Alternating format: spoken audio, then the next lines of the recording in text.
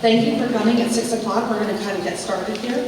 So I'm Mary Glory, I'm the town manager. Thank you all for coming. I am really here to just assist in helping the moderator here. So this presentation is by Vitus Energy. This is with regards to their proposed battery storage facility development that they're looking at putting in. And it's called the Windham Energy Project. I'm going to be turning this over to them to give a brief presentation.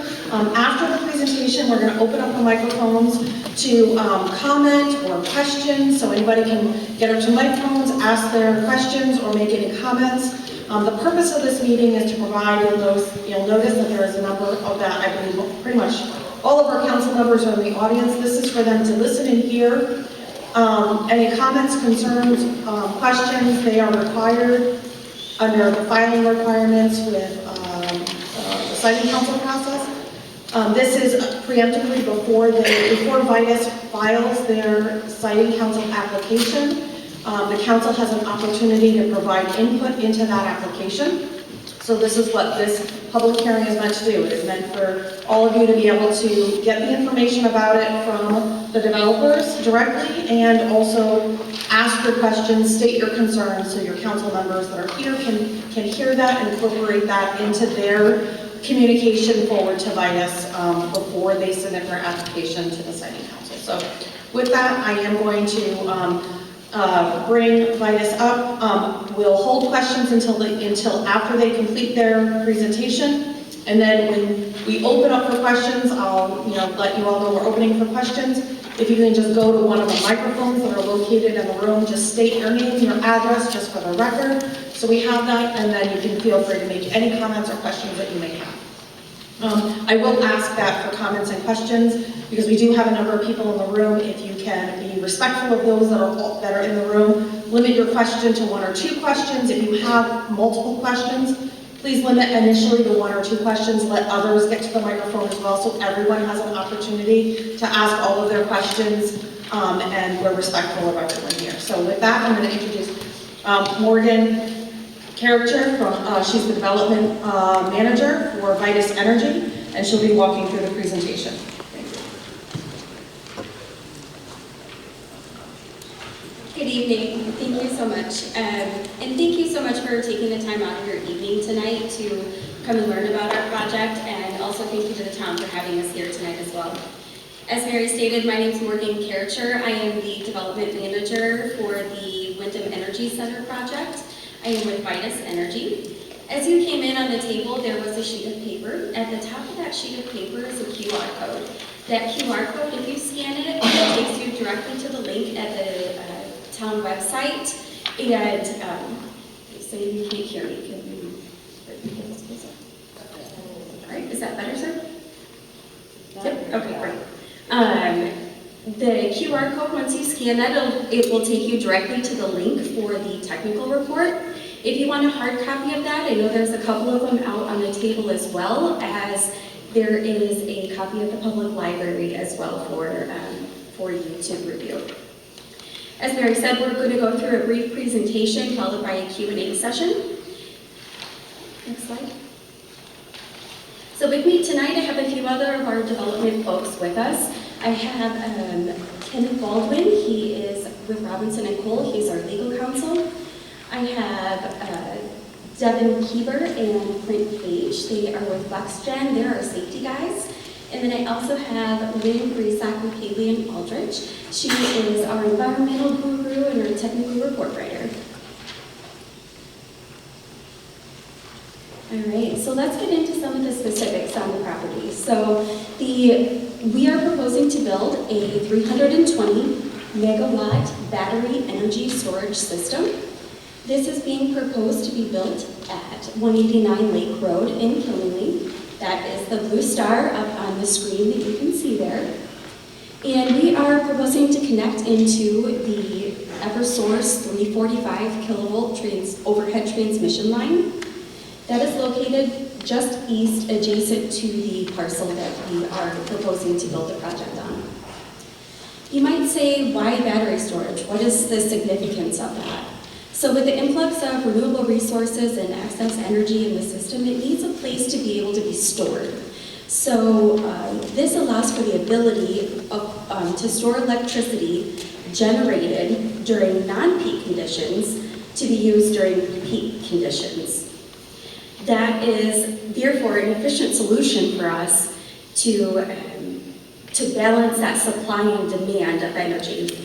It helps the electric grid with stability, reliability, and resilience. So let's get into a little bit more about the site layout. What does this actually look like? So you can see here, we put a prelim design of what we have proposed for our battery project. There's a 3D rendering that you can see up on the slide. On the left side of the slide, that is where our proposed batteries are going to be located. Those larger rectangles are what we refer to as the battery cabinets, and we are proposing to have 194 of those battery cabinets. In front of those are a little bit smaller rectangles, and those are referred to as our power conversion system units. They're also referred to as PCS units. In addition to the battery foundation that you have here, adjacent to that is a little bit smaller rectangle. That is known as, that will be our substation that we use. That is for our step-up transformers. And then adjacent to that is a little bit larger rectangle. You can see a little bit closer to your overhead transmission line on the east side of the parcel. That is going to be the proposed Eversource substation. So Eversource will be designing, permitting, constructing, and that substation will be owned by Eversource. The property itself will have a perimeter fencing around the project area and a gate in the front. There will be a gravel access road off of Lake Road. Lake Road in this instance is just on the south side of the property, or the right hand of the photo. The access road will allow the vehicles to pull off of Lake Road completely before entering the facility. There are a few wetlands on this area. We're going to go into that a little bit more on the next slide with our potential environmental impact that we have. But before we do that, I have just a few other things to talk about on here. So the proposal that we have built for this facility is a 2-hour regeneration. So when they pull electricity from the batteries, we're able to recharge those back up within 2 hours. Okay. This parcel is 20 acres. The parcel itself is 62 acres, but the project area that we're impacting is only 20 acres. So we're looking at just around 30% of the parcel is going to be impacted. The remainder of that parcel is going to remain undeveloped. So something that we wanted to make sure that we try to stick with is the local aesthetic of the area. So as you drive along Lake Road, you're still going to have that vegetation along the road buffer as well as the stone wall on the road frontage. We have a 75-foot offset from Lake Road and 25 feet from the property edges. Next slide. Due to the compact size of the project area, we have a very minimal environmental impact to the project. There are, just so I can kind of describe the slide a little bit, our project area is outlined in yellow on here, and then the wetlands that have been identified on the parcel are in blue on here. Most of the wetlands fall roughly 200 feet away from the project area or more, with the closest one being right kind of in the L shape of the parcel there, and we're still about 100 feet or more buffer from that closest wetland. During our environmental studies that we do have a couple of potential threatened and endangered species. As we go through construction, we will ensure that we are following any of those protection measures, such as the time that we are going to be doing tree clearing, and also keeping an eye out for instance, box turtles that may be on the property as well.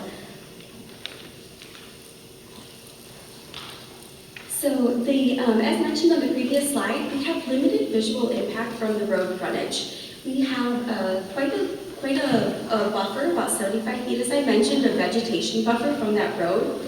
And our structures are only proposed to be about 10 feet tall. So once you have those mature trees there and 10 feet tall behind it, there isn't much to see from the road. You'll have the access road, as mentioned, from the from Lake Road, but other than that, we'll have that perimeter fencing around the facility. There were no identified archaeological or historical impacts on the project, and we will eventually be doing, the next phase of our development is actually to conduct a noise analysis. We have some preliminary information regarding that noise analysis that can be found in the technical report, but very specifics on that noise analysis are going to come in the next phase, and that information will be provided with the siting council permit. There is no off-site electromagnetic frequency, or commonly referred to as EMF, due to its co-location with the substation. We have no air emissions, and we have a location for stormwater on the site. Once we get closer to construction, we'll develop our stormwater pollution and prevention plan, which will work with the stormwater management on site. Next slide. Now you might be wondering, where are we at with our process, and what does this look like from a timeline perspective? In March, we submitted that technical report. As a reminder, that QR code is on there, and as well as some hard copies if you want to read that. Our next phase is to submit the application for the siting council. We're looking to do that in the next month or two, probably. And then post that, we're hoping by the end of the year we get that decision in order from the siting council. After that, we will begin construction in Q1 of next year. So early next year, we're looking to begin construction on the project. That construction process lasts about 14 months or so. So you can see that'll take us to our operational date of Q2 of 2026. And in part of that process is the interconnection process that we will have at the end of next year. So let's talk a little bit about construction and traffic, and what does that look like, and what kind of impact does that have to the community. As mentioned, we're looking at about a 14-month construction period. We'll have roughly 30 to 40 construction workers on site, and we will look to have as much local labor and local material as we are able to. The exact needs for that local labor and local material have not been identified right at this moment, but as soon as we do, we'll make sure to reach out. We will work directly with the town to develop a construction management plan. We want to make sure that everything is being followed that we have laid out in there. For instance, we have minimal laydown area and staging needs due to the way that the site is actually being constructed. So all of that is actually available to us directly on site. So we'll have on-site parking and on-site facilities. We're looking at 8 to 10 peak daily flatbed deliveries during construction. Those construction vehicles are going to come from the interstate west on Lake Road.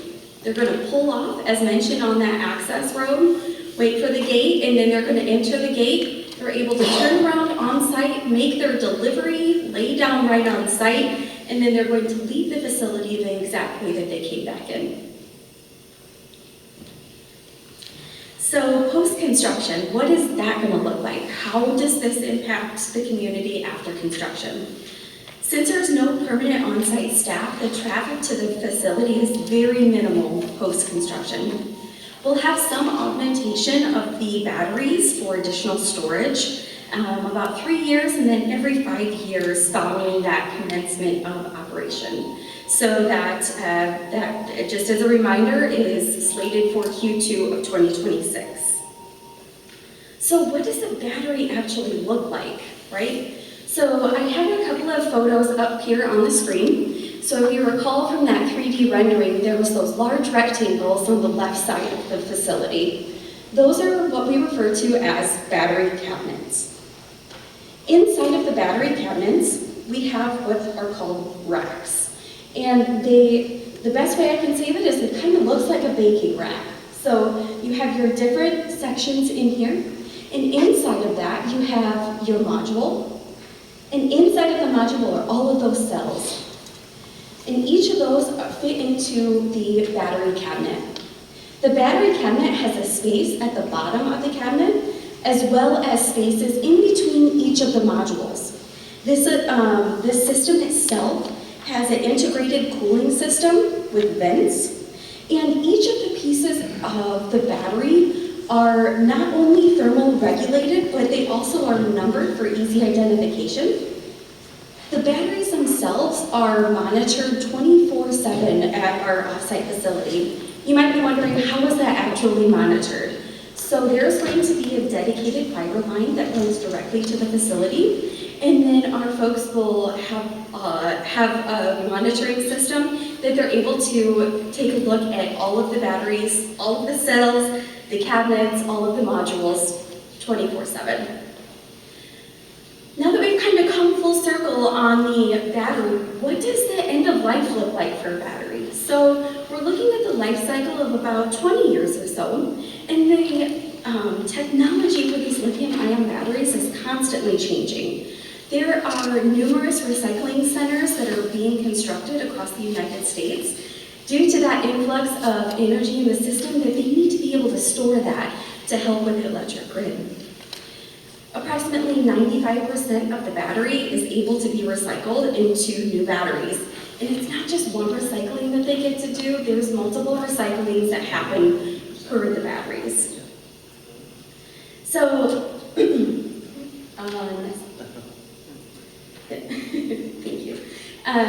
So now that we've kind of come full circle, we've talked a little bit about where it's going to be located. What does that project actually look like? What do the batteries look like? And the environmental impact that we have for the project. In addition, we've talked about the construction. We're looking at about 14 months for that construction time period. And then also traffic during construction and post-construction. So at this time, I would like to open it up for any questions. So I'm going to go ahead and let Mary come right back up. Thank you all so much for taking the time out tonight.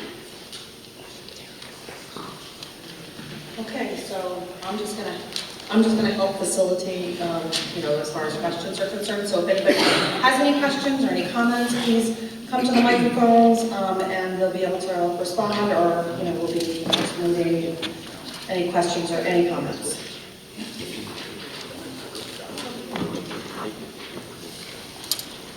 Good evening. Call me again, Stone Road, David. I have questions about fire, if there is a fire. I've seen pictures and whatever of cars on fire that are electric vehicles, and I've talked to firemen, and it's very hard to put one of those out. Thousands and thousands of gallons of water to put one of those out. If these were to catch on fire, where would that water then run off to? Would that run into the lake that's nearby? I would assume, because everything runs downhill. So that's my question about the fire.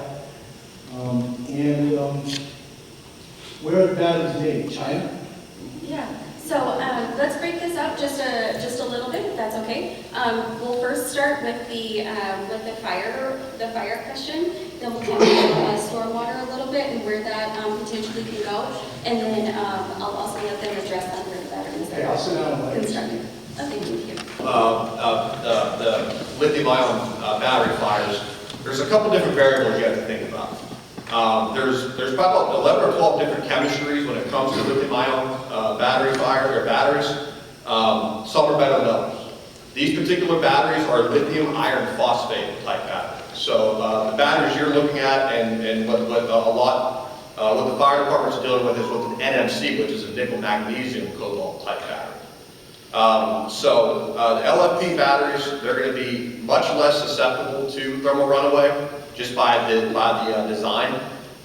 If there is, these batteries go through a pretty significant test, the UL 9548, which is an actual destructive test where they actually physically make that battery go into a thermal runaway event. When you read the actual results, there's no visible flame, and no visible fire. So all you're going to have is the off-gassing and things of that nature. So it's not going to be this massive conflagration of a fire effect. Going to the other standard, NFPA 855. If these things do catch on fire, these are meant to be, the standard explicitly states defensive posture. Yes, it takes a bunch of water to put one of these out. But if you actually look at the language, they actually recommend that you let it go through its normal runaway course. And really the only water usage would be to make sure it didn't propagate to any of the surrounding batteries or any property around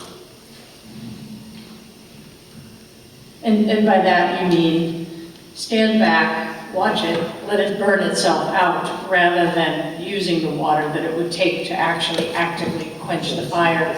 Because of the way these are designed with the separations, they're designed so that individual elements can burn itself out without harming the other surrounding modules. Correct. So when you really dive into the actual protections in this equipment, there's a multitude of protections. From the cell to the module to the rack to the actual design of the entire cabinet to the spacer, all of which are designed by the NFPA 855 design and the UL standard. NFPA 69, which is the deflagration standard, all come into play to help set the overall precedence of these batteries. To also go on to further, a lot of this is new information to first responders, and the NFPA 855 explicitly calls out that there has to be specific training given to the local fire departments and emergency responders. What that training looks like is usually there's a site tour going over where any emergency procedures are going to be. An emergency response plan has to be written for the first responders that lays out all the specific, site-specific equipment they need to know and the certain procedures they have to follow. There's a hazard mitigation assessment. Again, all this is written by a third party. That comes out and it helps. These are pretty significant resources for the first responders. So they're going to have a pretty significant portfolio of information before this site even actually comes to fruition. I appreciate that, your candor, but we are volunteer fire departments around here. We're not paid fire departments, so we're not waiting around for this to happen, and the initial response is going to be a lot longer than if someone, if we had a regular fire department.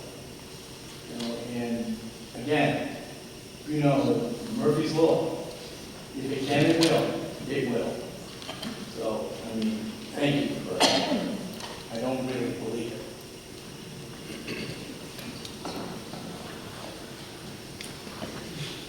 All right, Nathan LaValle.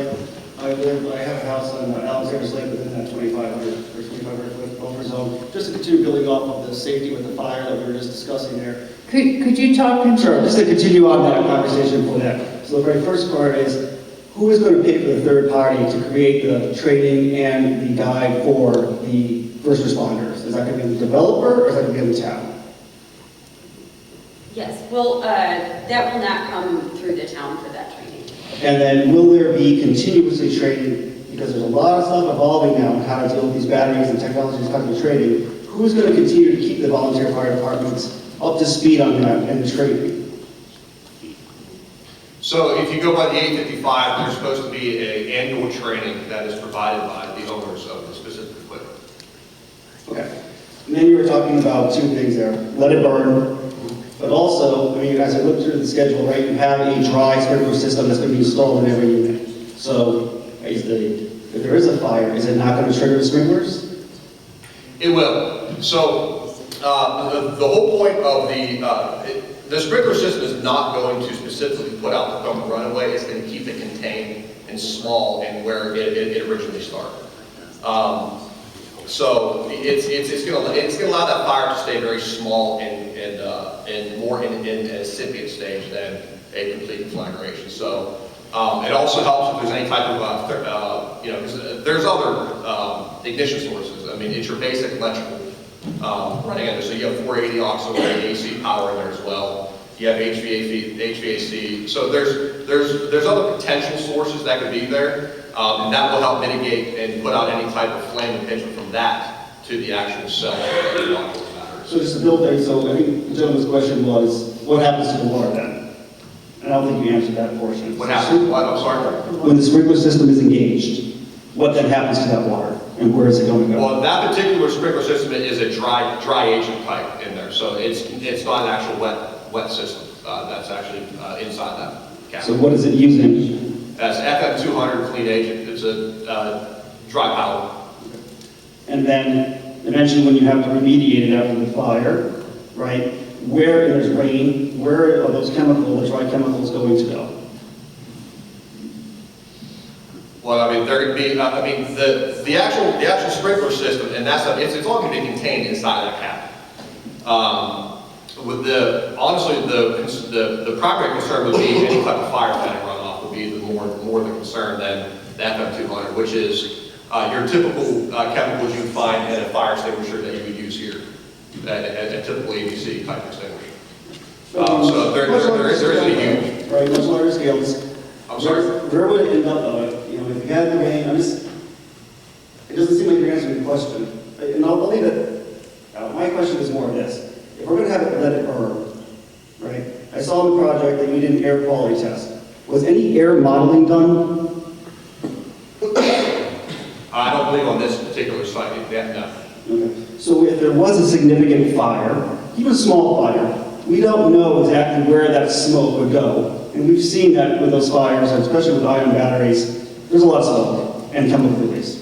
And so I think it's important for the town to understand where that smoke would go, which is what air modeling is for. You know, is it going to end up coming down towards the lake? Is it going to affect the wildlife? If it's going to sit there, would that require us to have an evacuation? I feel like air modeling is something that should be part of that project. So that's not a black and white answer, right?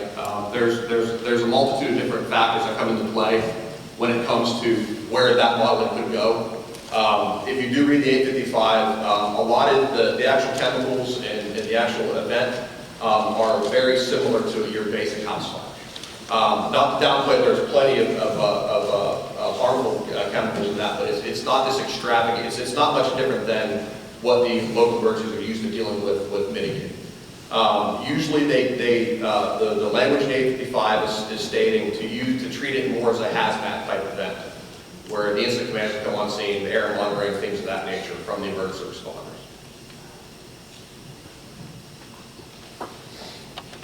Designed with lips to hold a lot of water that might come through there. And then, of course, the project site itself will be intended to have areas where stormwater, clean stormwater, will be retained. But for the most part, we're expecting that water, if it needed to go through the cabinet areas, would be held within those cabinets. Yes. It's a little hard to see in this picture, but there are a lot of kind of lips and it's containers. And that's very helpful that there will be that area. So as part of the planning, when you do the excavation and before you go into actually doing the development, are you going to put down any impermeable membrane, like a landfill cap, to make sure that there isn't going to be anything that's sitting in the pools to be able to migrate into the ground? I mean, this is very high up, and when it goes down. So I think that's something that would be very important or recommended, that we have some type of protective membrane underneath that development. Yeah, so I think more of that will come with the next phase of our design. Right now, we're on our prelim design. We're at what we refer to as 10% design for the project. Our next phase is kicking off as we speak even to go through a more detailed design regarding the foundation, etc. So more of those specifics will be coming with the siting council permit application. And that's a great question. We'll note that down.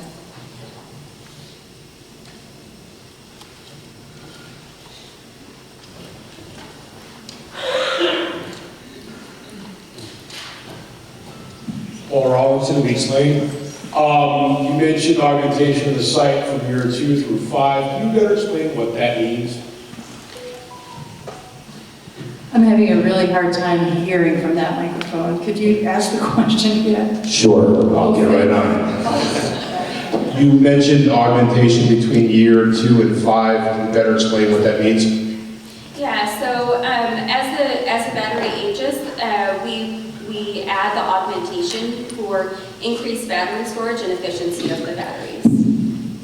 And so basically, all of the analyses and the layout that's being developed and that will be studied in the siting council application will include all of the components that would occur in the future. So it will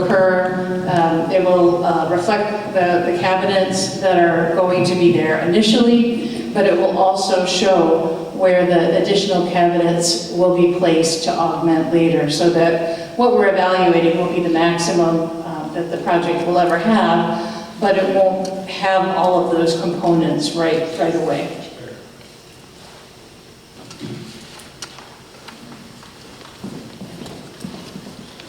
Carl Desitell, Lake Road. You're saying it's like 75 feet from the road, like it's from here to the door over there, from the road. Is that where the batteries are actually going to be, or is it going to be like set back even further than that? There's a slight Because 75 feet is nothing, you're going to see it from the road. And I'm a little bit worried about the off gases. Is it going to be another Palestine if this thing catches on fire? And then just everybody bails on you and the people are all left high and dry? Yeah, so, You can see that there's not many people here either. It was in like that little shopper's guide near wood chips about this whole situation. So as you can see, there's not many people from the town here. Most people don't even know, like the other project that was going on. Also, it says that it's going in at Cotton Bridge. Well, it seems like it's more like down on the S-curve of Lake Road. And they're already clearing land over there. Is there a switch yard going in? Is there a switch yard? okay. Could you just go back to the layout of the please? So first I'm going to talk about the setback. So our 75 feet setback is... Can you use your microphone, please? The 75-foot setback is required and in line with the setback requirements with the town. That setback has the vegetation buffer that is already there. We are not planning to remove that vegetation that you see along Lake Road right now. I think Lynn can probably talk about how tall the trees are right there at this point. But our facilities are only about 10 feet tall, so... And to answer one of the questions you had, the batteries will not be right at that 75 feet. There'll be the perimeter fencing, and then surrounding all the areas where the batteries are stored, there's a gravel access road. And so all of the batteries will be set back within the perimeter fencing and on the other side of the access road. So there's definitely more than that 75 feet from the road to the batteries.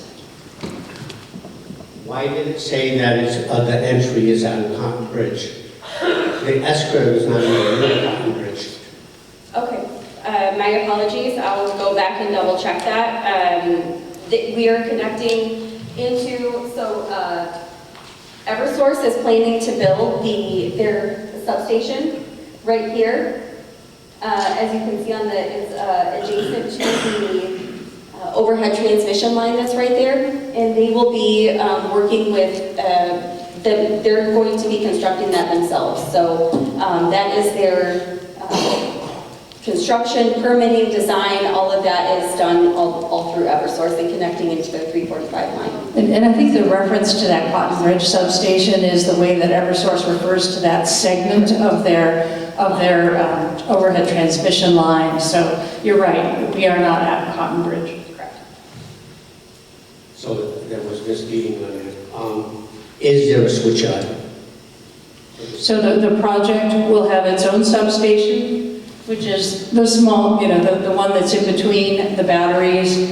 And then there will be a substation that Eversource will build. So there'll be a smaller project substation, which will be where the voltage will switch between. So when it's being pulled off of the system, the voltage will be stepped down. And when it's being pulled from the batteries, it will be stepped up there. And then Eversource keeps control of how energy goes onto its grid at its own substation that will be immediately adjacent to the existing lines. So the switch yard is on the property where the batteries are, because they're already clear land on the S-curve across the street. And NTE was putting a switch yard there before, and it was gonna go over the road. In this case, all of the project elements, including the switch yard, will be on the same side of the street. Thank you.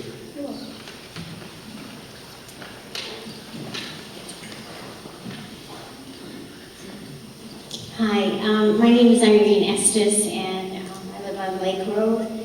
And going along with what Mr. Jessitel said, so basically your project is only on one side of the road? Okay, so that S-curve, that's really bad.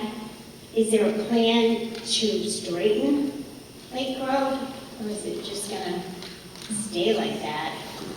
And if you're only on that one side where 189 is, then there's no impact to anybody on the other side? The project design is only on the north side of the road. There is no development plan for the south side. So this area just on the north side is what is being impacted for the project.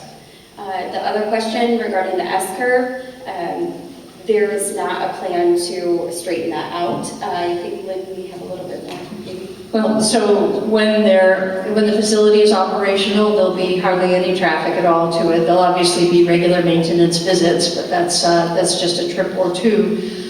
And the type of construction vehicles that are needed to bring this equipment in and install it are not as large as they might be for other types of projects. So it's a shorter duration, it's fewer workers, it's smaller vehicles, and I know Morgan had referenced that less laydown area is needed, and that's because the way these types of projects are constructed involve bringing in these prefabricated components when they're needed and when the pads are ready to set them on. So it's a very well-planned logistical exercise that doesn't involve anywhere near the amount of traffic that another type of project might for construction. So you're saying there's no impact to the other side of the street, the homes that are on that other side? That's correct, there's nothing proposed there. Not even with Eversource? No, Eversource will have their component on the same side of the street as the project. Yep. Thank you. Good evening, my name is David Jarvis. I live at 95 Honey Lane in Brooklyn, Connecticut. I'm a representative with the North Atlantic States Regional Council of Carpenters. I have some questions on the construction. I'm actually a little surprised in this presentation that there's nothing mentioned about the benefits to the town or the local workforce. That it says the amount of jobs, but I see in here where there's a lot of benefit to the grid, there's a lot of benefit to Pietis, but I'm not seeing any benefit to the town of Killingly or to the construction workers that live in this area. So I would encourage you folks to reach out to labor and encourage the town council to allow that to be a part of your discussions, that local hires should be built right into this presentation and how it makes a difference to the local community and the jobs that will be awarded to this town and the construction and real commitments, not we'll see maybe kind of later sort of doesn't get things done. So I'm open to having those discussions, but I think they should have been part of tonight here as well. I think it was alluded to very briefly, but it is an important part of what the applicant is planning. It's obviously in everybody's best interest to have as much local labor involved in a project as you absolutely can, so thank you for that. Yeah, and I appreciate those comments, but I'd like to see them in paper where we can point to it and go back to it and say, remember what we said. Because we've had a lot of promises along the way and it just kind of run out, so I'll remember that you said that, but I'd like to have, some kind of commitment. This school was built with a project labor agreement, the Memorial School is under a project labor agreement, and the community center is under a project labor agreement. So maybe we don't get a project labor agreement on this project, but a local hire agreement would definitely ease some of the questions that the construction industry has as a whole and the residents that live here. So thank you. I have two questions. One, I'd like you to explain the height of the building that Eversource is going to be building, because what I've read, that's going to be a lot taller building and a lot more visible to the folks on Lake Road, and I think they should know what's actually coming from the Eversource building. And secondly, from what I've read, there'll be a lot of cooling necessary to keep these batteries cooled. So I think that's where the noise is going to come from for lake people and those people who live in the area.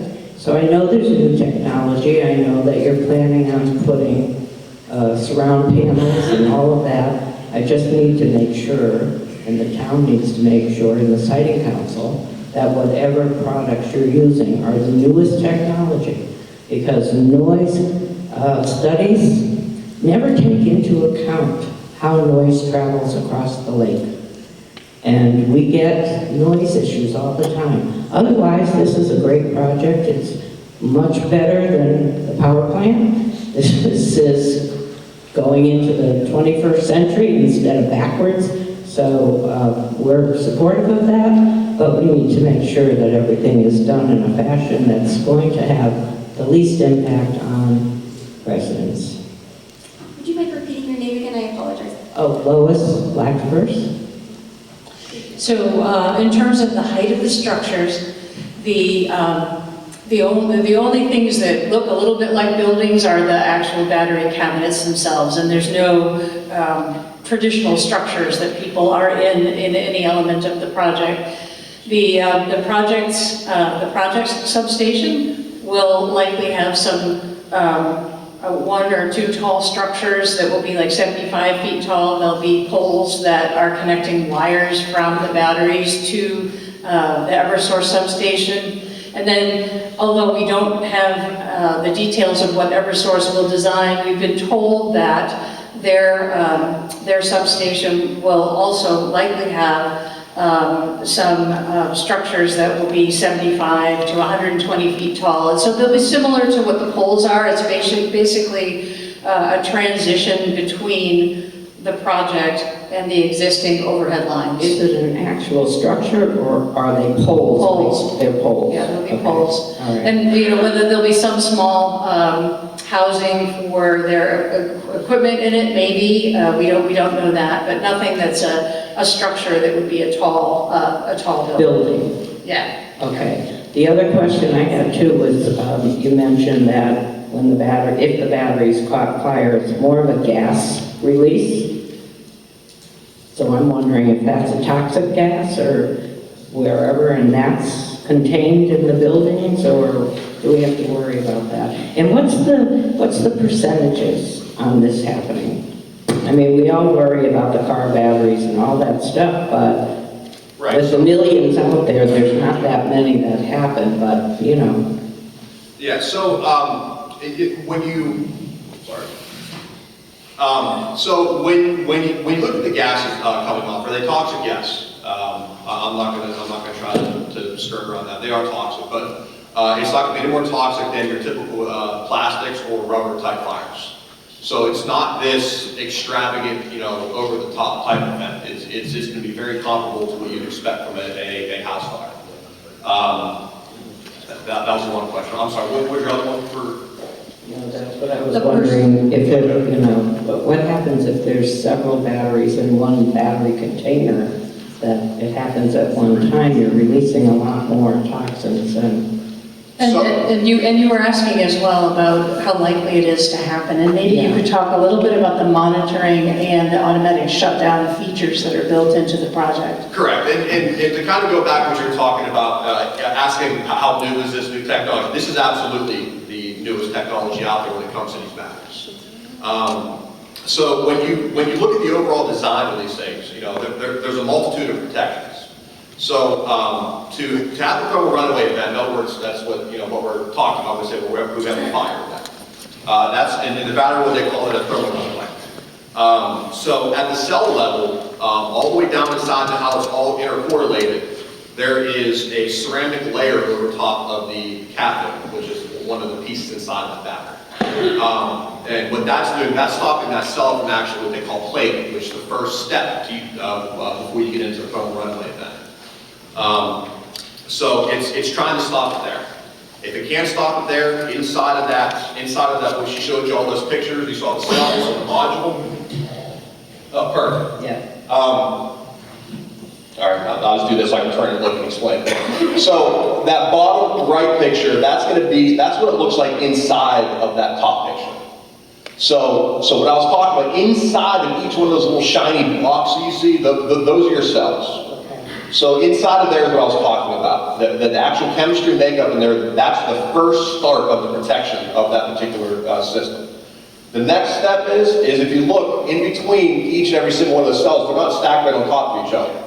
They're separated and there's a space built into there, and the goal is to make sure it doesn't propagate to anywhere. So when you pull up the 9548 test, which again, you see all those little wires, all the stuff they have taped onto there? This picture is actually from the UL 9548 test. And what those are heating elements that they're putting around those cells, and they're forcing that particular cell to go into a thermal runaway event. If my memory serves me well, it obviously, the cell that they purposely made go into a thermal runaway, that went into a thermal runaway, and it only propagated to one other cell next to it. That's it. It stops. But just in case, like was mentioned earlier, that's not where the protection stops. So at that point, you have the actual module. The module, there's vents built into it to make sure that it's venting off, so there's no type of deflagration hazard. Also, when you look at the rack level, so in other words, we're all on top of each other.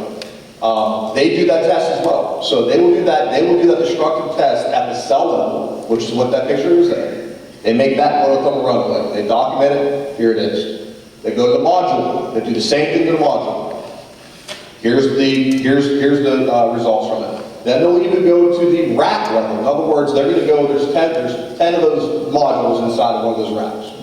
I believe it's on number 5 or 6. They go in the middle. They find the worst possible place you can have a thermal runaway event, and then they can go into it. And even then, and that's the benefit of the LFP technology, is there is no visible flame. So it didn't propagate outside of that cell, and maybe 1 or 2 around it.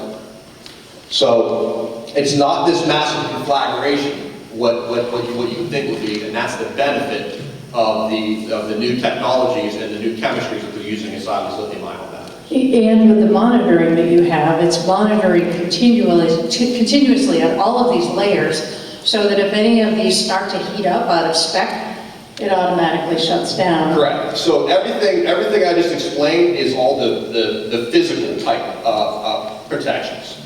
We didn't even started talking about the electronic and the software side. So each battery, the absolute most proactive approach that they take is through the battery management system, your BMS. In a sense, that's the guardian of that particular battery. It's, your 2 biggest culprits of a battery going to thermal runaway is overcharge or over-discharge. So what happens is just like, think about molecules moving in warm air or hot water. They're bouncing around all over the place. That heat starts building up. And when it reaches a particular number, can't remember off the top of my head the exact number when it starts the full runaway event. But ultimately, that BMS is going to ensure that battery doesn't reach to that temperature. It's going to make sure it doesn't get charged or discharged too quickly. Each individual cell, to module, to rack, all have temperature monitoring inside of them. So, and again, all of it's reporting back to that BMS. Now there's a BMS, there's a slave BMS, and there's an EMS. There's 3 different things reading these batteries to make sure that we don't have this issue that gets prevented. That happens. Yeah, I think they answered your question. So, It does. Obviously, you've got the safest system you can produce at this time. oh, and the other one I'm missing is the thermal management system. So, I forgot to talk about that one. So inside of here, I don't think you can see it in that particular picture, But think about your radiator on your pump. How it's pumping the water through there, same thing. It has a glycol mixture in there, and it's for antifreeze running through there that's keeping everything cool and monitoring those temperatures to make sure that we don't hit that magic number and go the wrong way. Okay, I'm sure that somebody else here may have more of those questions, and this is going over my head. Yeah. I just need to make sure that you're using good technology. I mean, the bottom line is, nobody can say that there's no chance that something will happen, but there's a lot of design that goes into trying to prevent it happening, and a lot of training and procedures in place so that if it happens, it's the smallest event possible. So I think the other issue you mentioned was noise, and you're absolutely right that that's a detailed study that needs to be done. And while it's tempting to think like, oh, these are just boxes, they're really quiet, they do have fans for cooling, and also probably the other major source of noise associated with this is electrical equipment. So things like transformers, make noise. So all of that Are those can be things on top of those units? Say again? Are those transformers or whatever, the fans on top of those buildings? No, They're inside? they're between them. They're between them? Yeah. So they're still outside though, they're not contained inside? So that will all be studied for sure. Yeah. Okay, all right. We don't have a lot of faith in noise studies because they just really don't take into account cumulative noises or anything else, and we just have a lot of noise, so that's a big issue for us. Okay, thank you. Joanne Bovee from Lake Road. How many of these systems have you already built? I mean, are there places that we can look and see that you've already developed these and put them in and are in use right now? Absolutely. I built a little over 6.5 gigawatts of power in battery energy storage across the country. I just put in 562 megawatts of power in Southern California, in downtown Los Angeles, in a residential neighborhood. Kept the noise down. We kept the batteries spacing correct in order to meet all of the stringent stuff for California. I built them all across the ERCOT market in Texas. I put a little over 600 megawatts of power on the grid in Texas. We built them in Indiana, North Carolina, Florida, Massachusetts, everywhere. Thank you. So it sounds like you have a lot of experience with installing these. When you did the completed installation, what was the average decibel level that was coming out of those projects, like the one in California? So the one in California, it's actually two different sites that were built in two different places. One was built in Long Beach and one was built in Rancho Cucamonga in a residential neighborhood. Let's start with Long Beach. Long Beach was a little bit different. The noise ordinance there wasn't as bad because it was in an industrial area next to a rail car area. The trains were actually louder, so there wasn't really a restriction there. The one in Rancho Cucamonga, they ended up, what we did there is we put the PCSs, power conversion system, is where the majority of your noise is going to come from. The conversion of DC power to AC power is where the majority of your noise comes from. There's different things that you can do. You can put a exterior buffer on the vent. That's where your fan, your impulsion fans run. Is where your noise is going to come from when they heat up the fans that kick on. So you can put a buffer there. You can build a sound wall. If it comes to that, there's multitudes of different things you can do around those PCSs to mitigate that sound. But at the end of that project, at the end of that project, the residential one, did you test the decibel levels? Yeah. And what were they? For 8 hours of runtime, they were about 94 decibels. 94? Yeah. Okay. I mean, that's significantly higher than what we're seeing here, right? And the DP noise limits, which was 70, 66, residential areas 51, 45. Are you going to be able to get that down from 94? Because where does 94 come out? That comes above vacuum cleaner at 10. That seems pretty high. So just like all kinds of projects that have modular components, we'll be taking a look at what the decibel levels are that come out of the individual components, taking a look at how all of the components fit on the site, doing modeling to see what the sound attenuation is and what the sound level is out in the community, and then go back and think about whether we need to adjust the the way that things are oriented so that the sound is being blocked, whether there are measures like this that will be put into place. So I think that once we have some noise modeling done for this project, it'll be a good time to talk about how those levels would be experienced and whether or not any additional controls are needed. And it's very common as a part of the noise analysis, just like we're talking about here, to decide that a setting is a place where something more needs to be integrated. But we haven't done that study yet. That's something that is still to be done.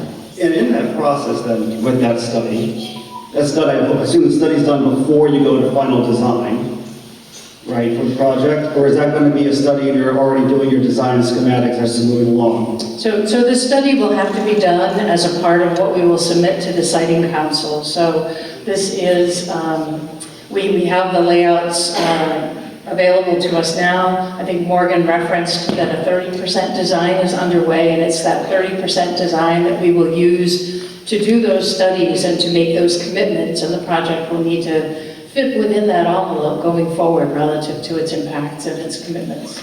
And so when that sound study's done, will there be additional time for the community, the residents, and anyone who will be impacted by that sound to give feedback, or you just bring that study directly to the council at that point? Well, it'll go to the council, and there's a public comment opportunity there, and certainly I think we have a reasonable expectation that the town may participate as an intervener in that process, and that the town will carry forward issues like that are of concern to the local community. That's why, generally speaking, towns do engage in that way in projects in front of the site council. And for the benefit of the people who are here today, how is it that they would be able to find that notice if they wanted to go to that council meeting or to be able to provide the input? Ken, do you want to talk to that?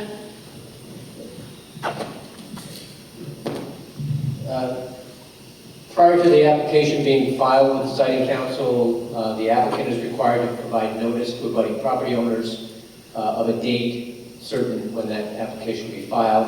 After that, the notice requirements that the siting council files, including once they accept the application, determine it to be complete, and establish a schedule, they will publish a legal notice as to the hearing dates, public comment dates, deadlines for public comment and interveners to apply for intervener status in the application process. That'll all be set out in their schedule. There will be a public hearing, obviously, that members of the public are entitled to come and speak at. If the town does become a party or an intervener in that proceeding, they participate in every step of that process. Everything that we file with the siting council is maintained on a public database, so everyone has access to all of that information, including any studies, reports, and information included in the application material. So it's all available for public viewing 24/7 on their website. One more question on that sound piece. It also talks about in there that there might be impulse noise and that can be at a significantly higher level than the general noise, up to 80 decibels or higher. Do you anticipate in this project that there'll be regular have impulse noise? Sorry, I can't hear what you're saying. Is that better? Oh, impulse noise. So impulse noise, I think the only impulse noise we would expect with this project would be during construction, where there may be some, some work associated with the grading at the site. I don't think that there should be impulse noise associated with the project in and of itself, once it's operational. And based on that final project, when you have that design, do you think that the battery system is going to be louder than the substation? Until we do the study, I can't answer that question, but we will take a look at that. And then my last question at this point. I noticed that there's a 2,500 foot barrier, or is that better? I feel like I'm kind of stuck here. There's a 2,500 foot radius in which you're not supposed to be able to build this system within a town or city limits, is that correct? That buffer zone is 2,500 feet? The 2,500 feet that you're referring to is a requirement, is a notice requirement as a part of the siting council process.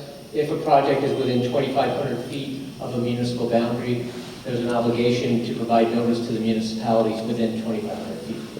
Thank you.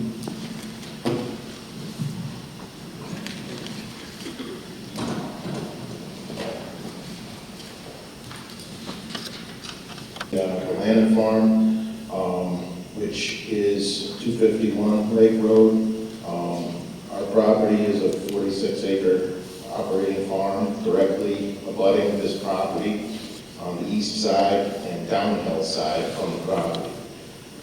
So some of our concerns are what negative effects will this have as far as stormwater runoff or any other effects of being downhill from this project.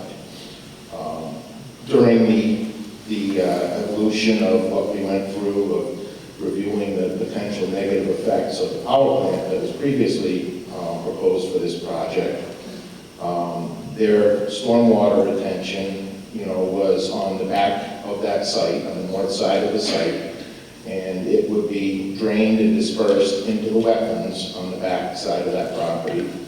And then the only outlet and relief from those wetlands is an intermittent stream that runs down into our property and into our wetlands.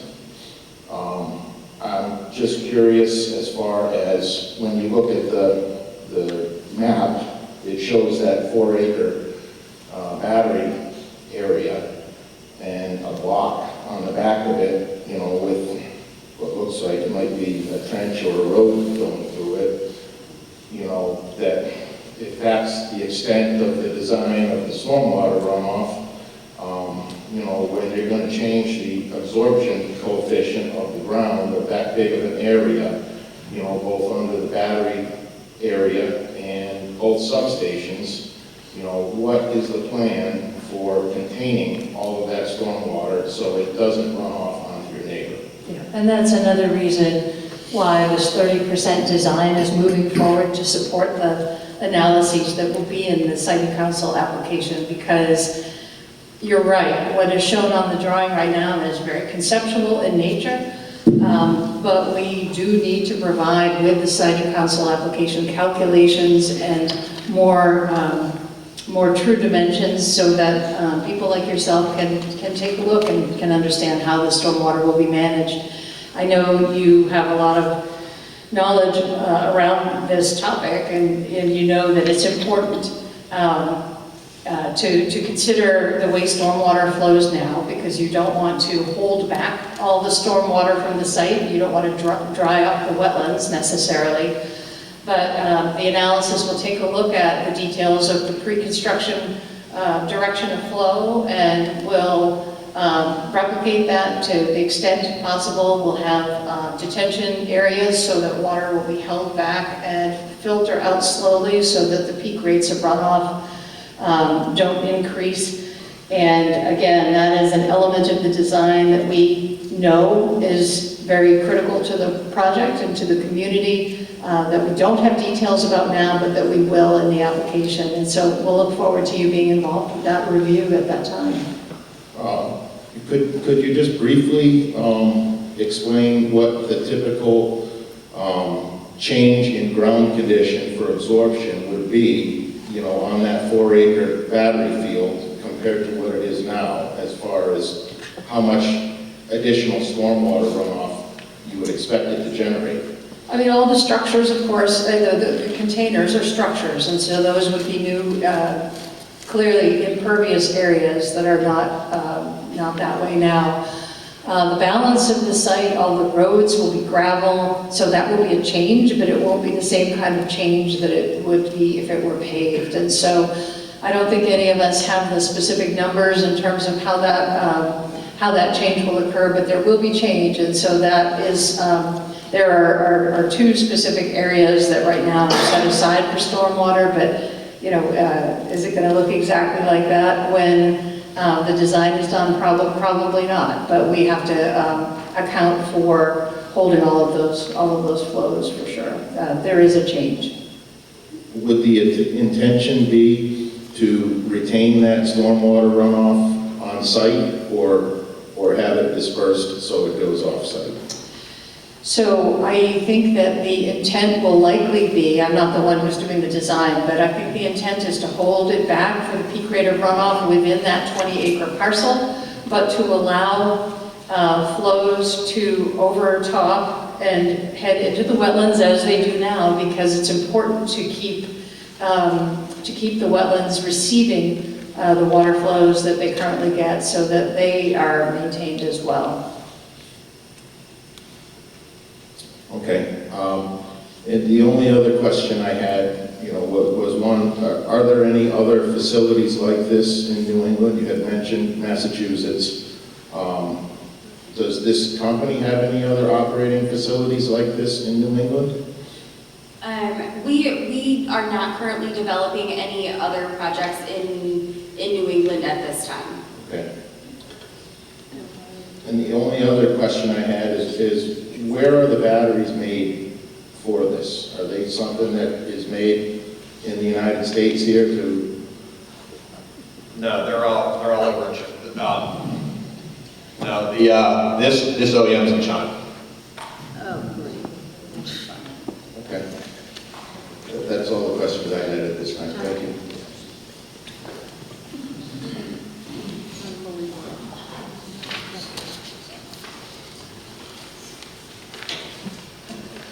My name is Maureen Leanne, and I live on the property abutting your conception that you're working on. I went through the whole business of UNFI going in across the road from my house. They took a whole reservoir, drained it through the woods, through the storm drain into our back wetlands down in the back of our property, flooded the whole thing. The thing ran for 3 days. Couldn't get the state police to shut it down. We couldn't get the inland wetlands to shut it down. Nobody wanted to look at it. It ran and ran and ran. They had retention ponds there that they were going to put in according to their big design.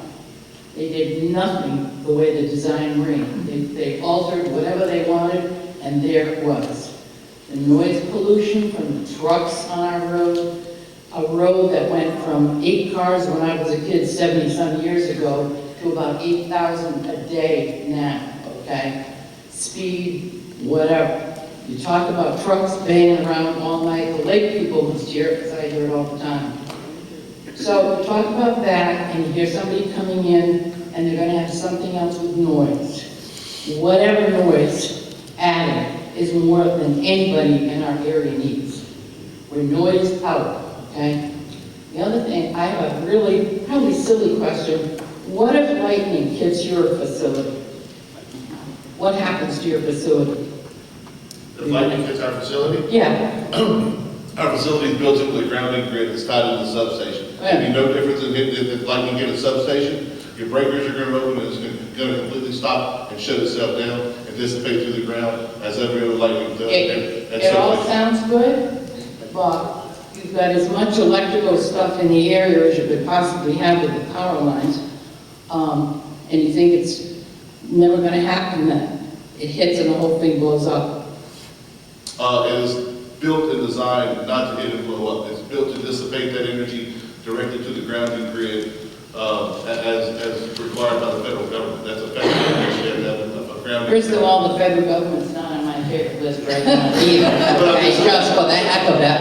Okay. Yeah, but we have certain building codes and electrical that we have to adhere to absorb that, to be able to absorb electric. Everything looks good until it doesn't work.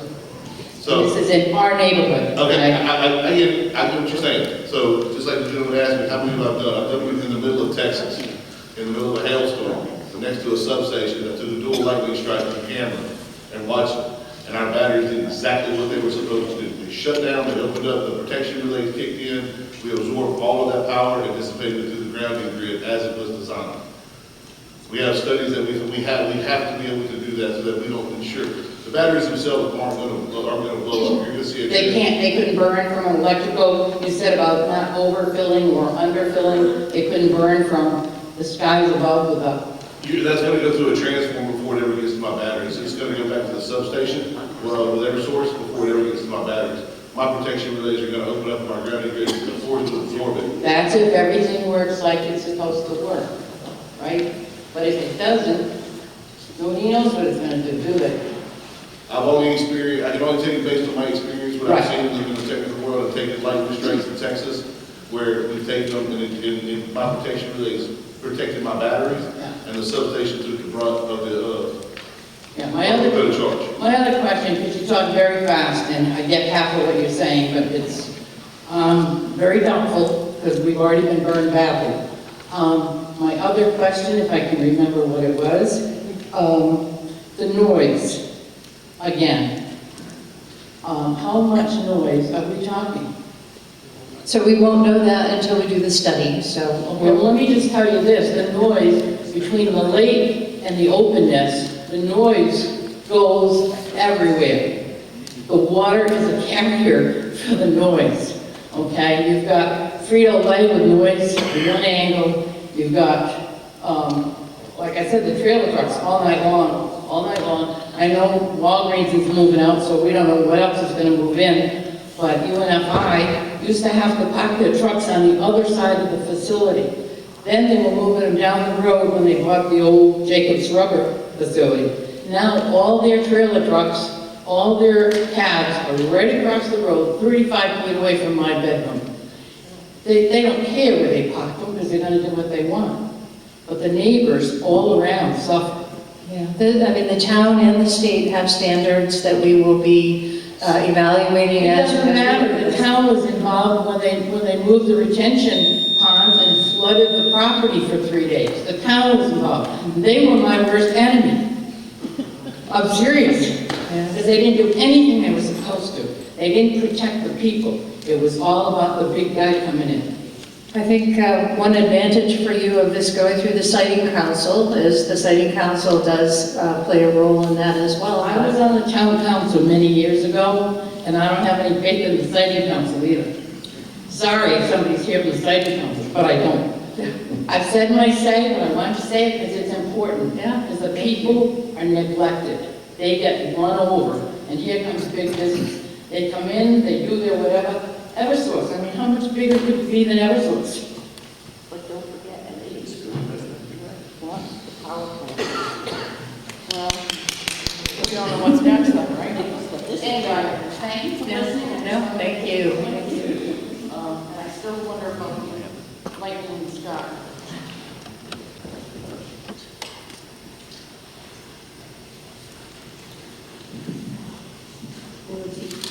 T. Barclay, 26 Dark Lantern Hill Road. So we determined that Killingly was a good spot for this battery storage because it says it's a storage of renewable energy. So where are the renewables coming from that you're going to store in your batteries? And how many acres of solar fields, solar farms would it take to fill all of your batteries?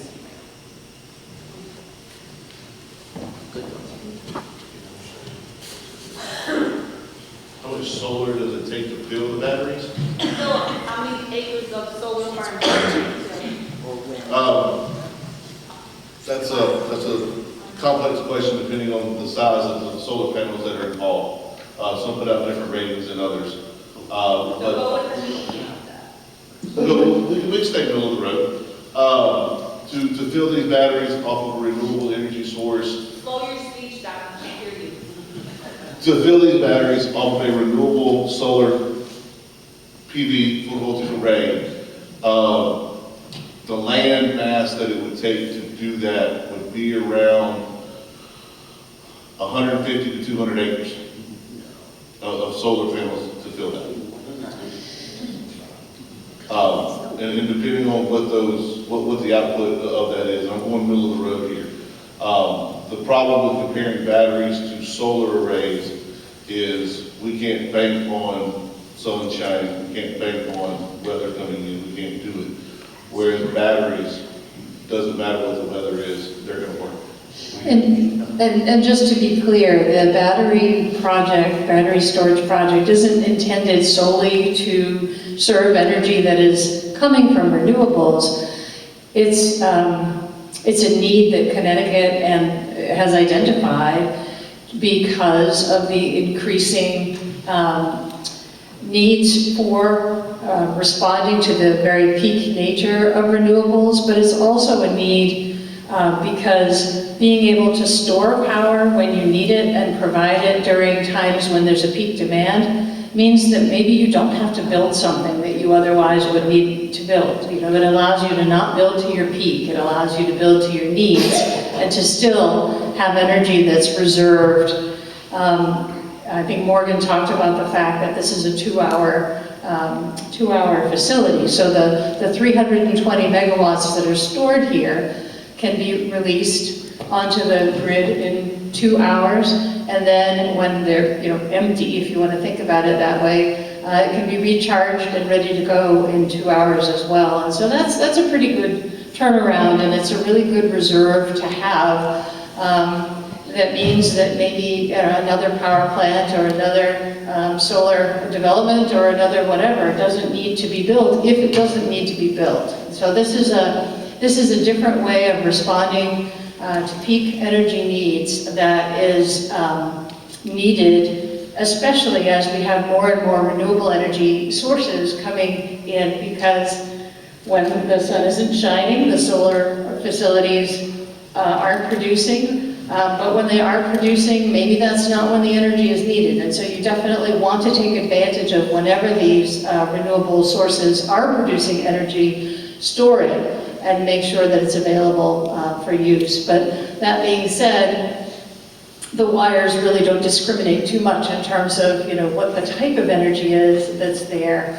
It's simply the fact that as a grid, the New England grid is trending more towards having more renewable sources. And so because of that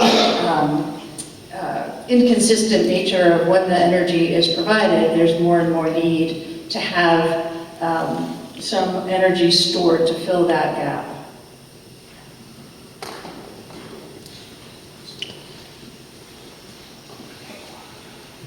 So multiple BESS systems and facilities have been installed in New York over the last few years, and that was followed by multiple instances of fires.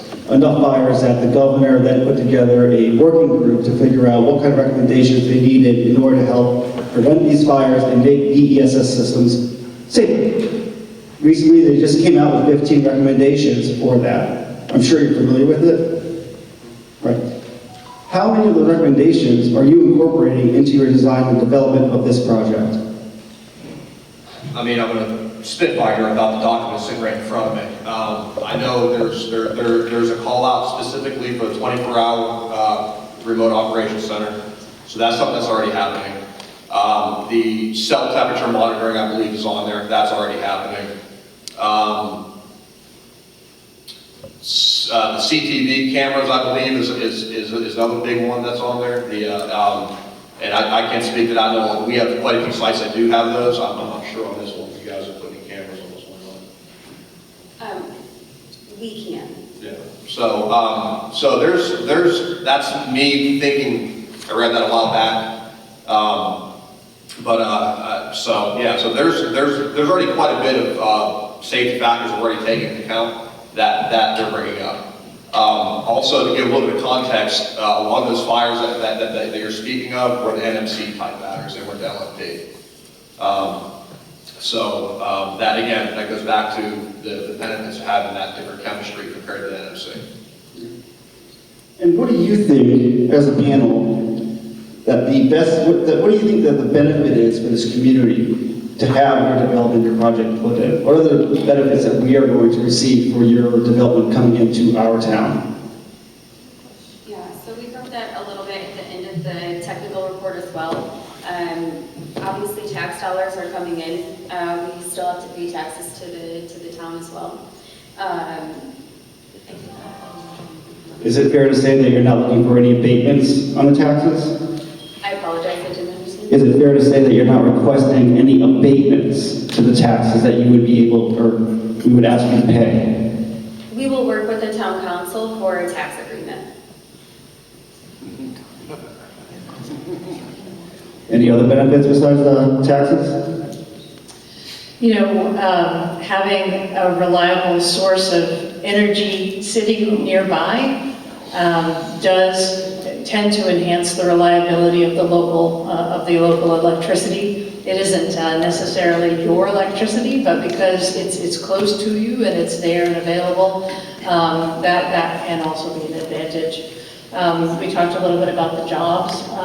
Because it's not intended to be a staffed facility, we don't want to overemphasize that because it's not a lot of operational jobs. But it's definitely the case that the company is intending to use as much local labor as possible during the construction period, even though that's fairly limited. So it sounds like, well, there's some short-term gains, possible tax revenue, and then we get to live with noise and everything else for the rest of our lives. Okay, I mean, it is what it is. My last part, then, I just want to reaffirm, I really would, in addition to having a sound study done, I think it's very important that we do air modeling, and that you agree to do air modeling. And I think it's very important that in your designs that you include a protective membrane that is significantly thick as a land cap that will go under this development prior to installation and operation.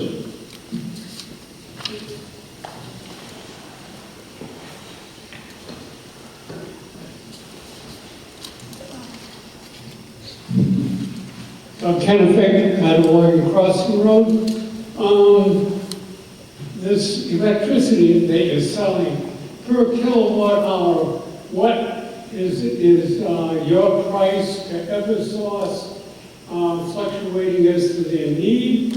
Or how does it compare to prices of other energy? Because Eversource is one of the highest priced utilities in the nation, and certainly I don't think when you get it from you it's going to lower the price at all. Can you give an approximation of what you charge per kilowatt hour to Eversource, or is that private?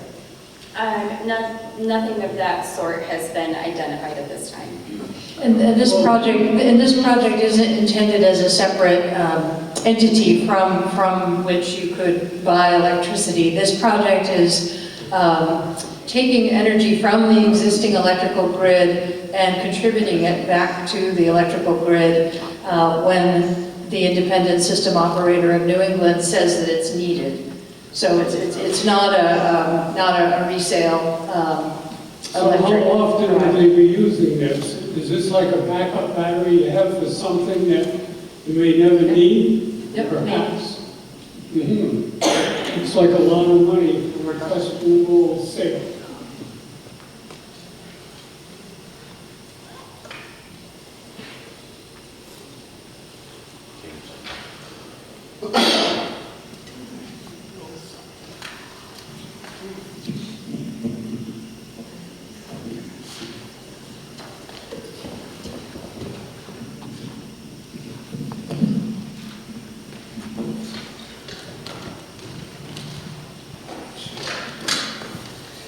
My name is John Bell.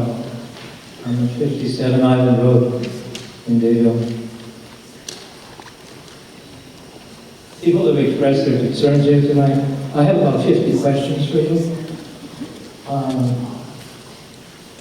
But people have to sleep at night. They're building this in a residential neighborhood. Okay, as you've been talking here tonight, your decibels have been around 65 to 70. Okay, try sleeping with this level of sound in your neighborhood.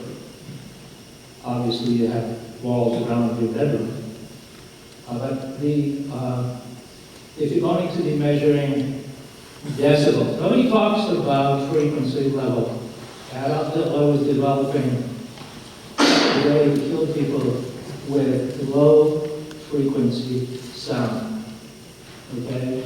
These units, boxes, could you show your units up, please, up there, please? These boxes have fire protection. They have heating, ventilating, and air conditioning to suck the heat out of the units and expel that heat into the environment. How many of those boxes again are there? Yes, that one, please.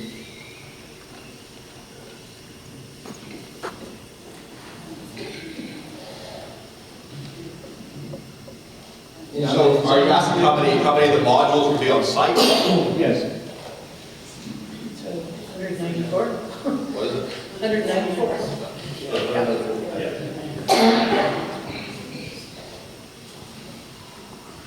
194, I believe. Yes.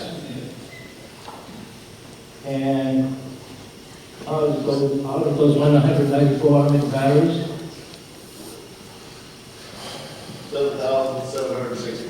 Okay, and when a battery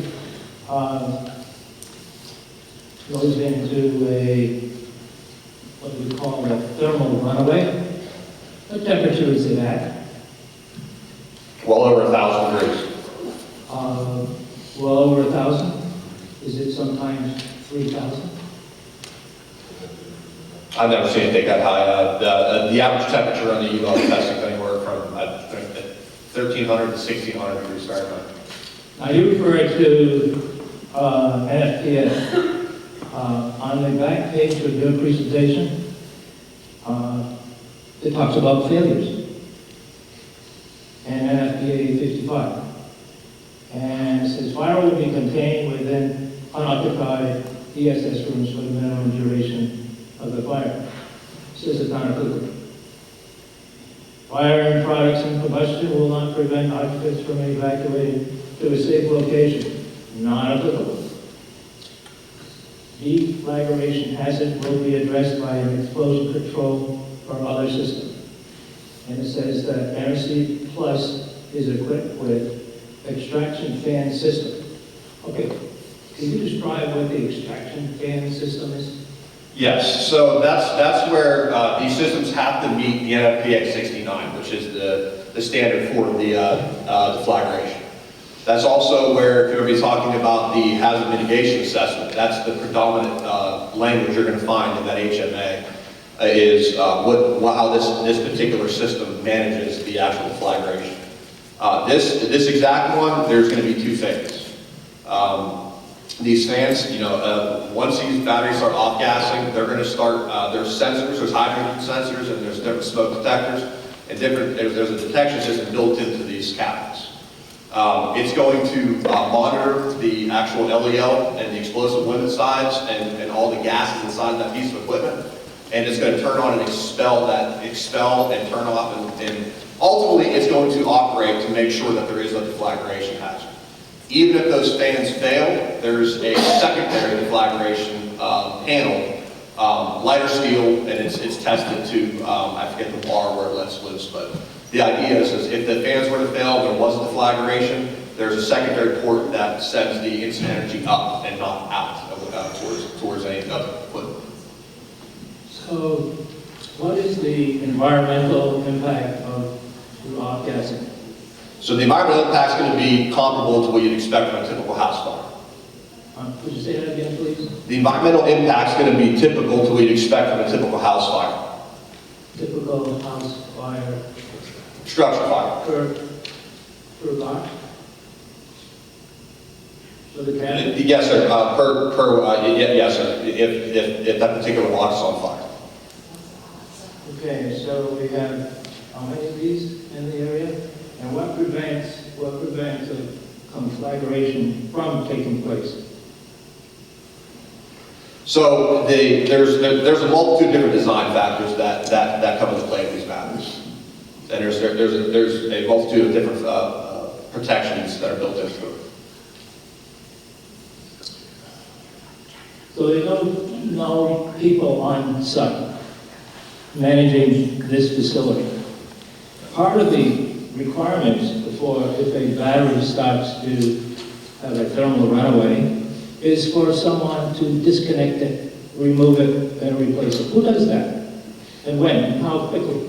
So go back to where I was talking about the battery management system, and there's another factor is the energy management system.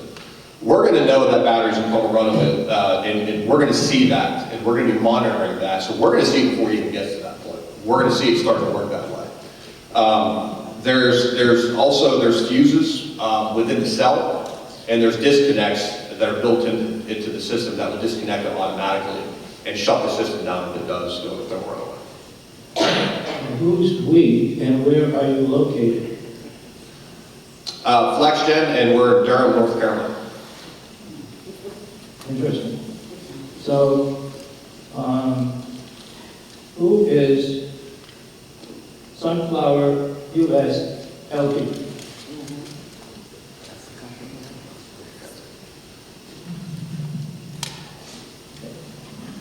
They are the owners for the project.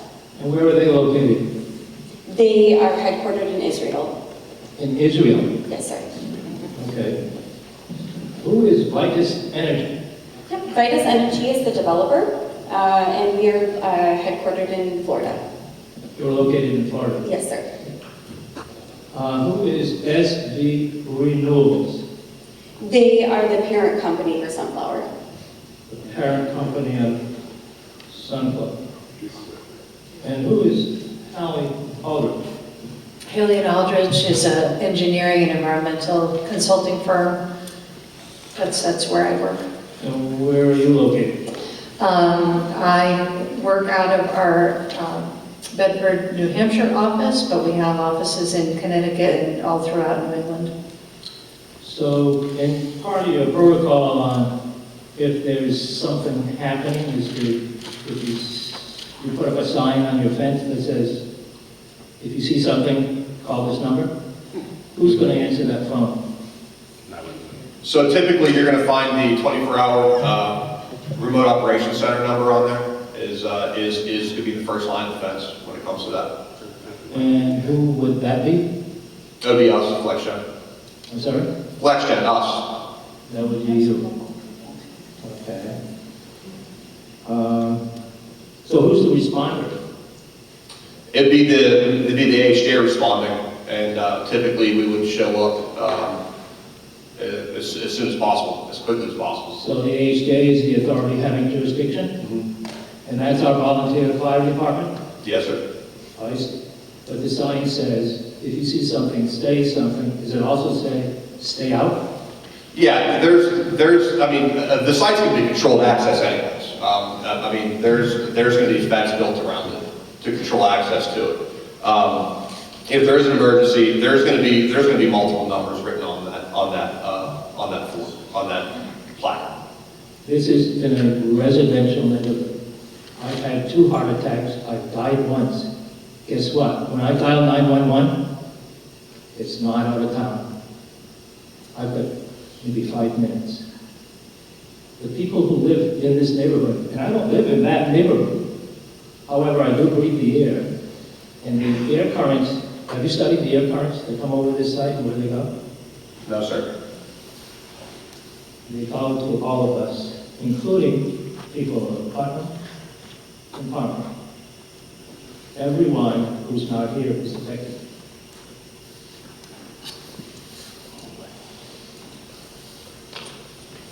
I have a lot of credit. However, I do not want to overtake this, Ms. Herring, and people here know that I can.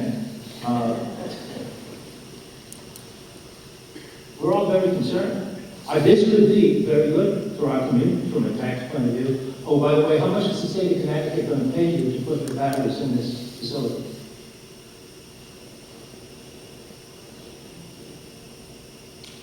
$0.50 on a dollar.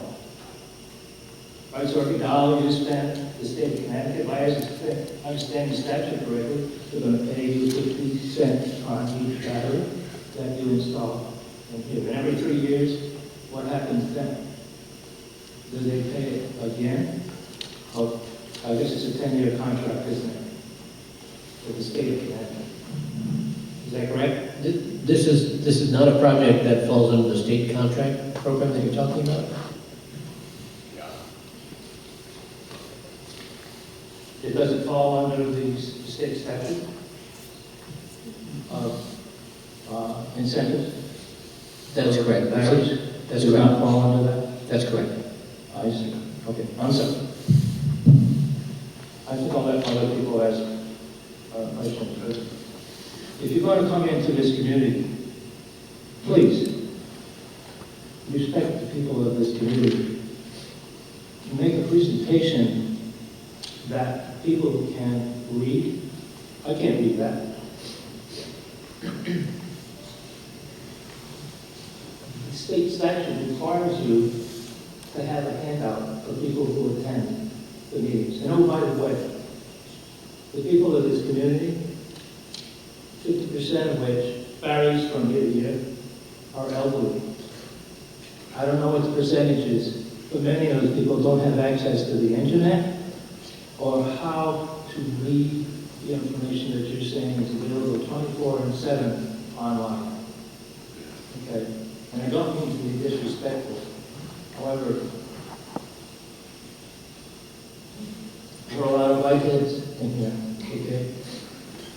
I bet they dislike using the internet as much as I do. Okay? You need to provide information that is clearer and stated so that it's complete. Thank you very much. Yeah, we appreciate your comments, and if you have any other specifics that you would want to give us to look at and think about, we'd be happy to take notes, so. Thank you.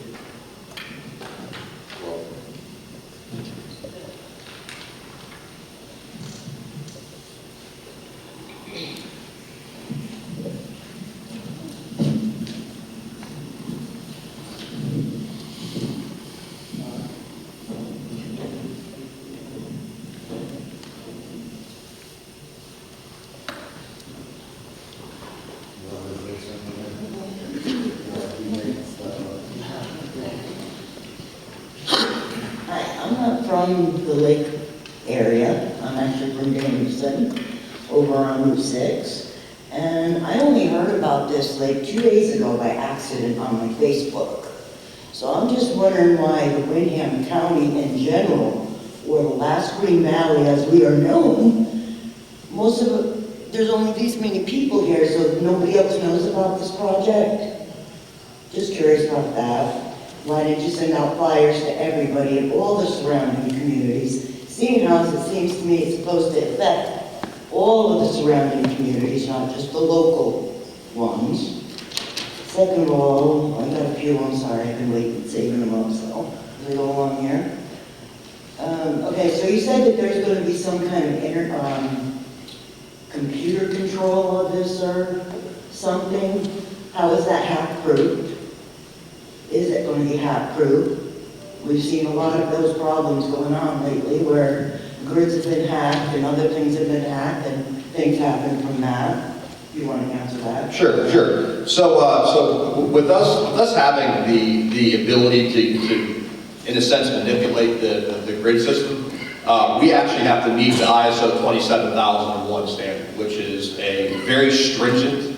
A third party comes in and actually comes into our facility and actually makes sure there's a gamut full of tests and parameters that we have to meet. What we're used to seeing is that 2 or 3 factor identification. That's an example of the ISO 27001, but on steroids that our company has to meet. So the government's pretty strong too, and it gets hacked. So that's still possible. That Sure. Somebody can go hack, shut the water down, or whatever, and a fire can happen. That it's not 100% foolproof either, right? Fair, that's fair. A couple of questions. A few people have actually asked that the benefit for our community is that you're going to pay taxes. I don't believe that affects our property taxes, lowers them, or helps keep our property taxes maintained in any way, which everybody knows is going to be going up soon. What benefit really does it give us? We don't have a problem with our electricity coming to our house right now, except when the trees take down a line, which happens at least every 6 months here in our neighborhood. We don't have solar farms here or wind farms here that's going to be producing that energy that's going in there, except that maybe if you go to Rhode Island, they're getting a little carried away over there, but cutting down all the trees for that. So I'm really not understanding what good that is going to do to cut down our trees and put it next to a lake in a community that is rural. what benefit is it for us and surrounding communities?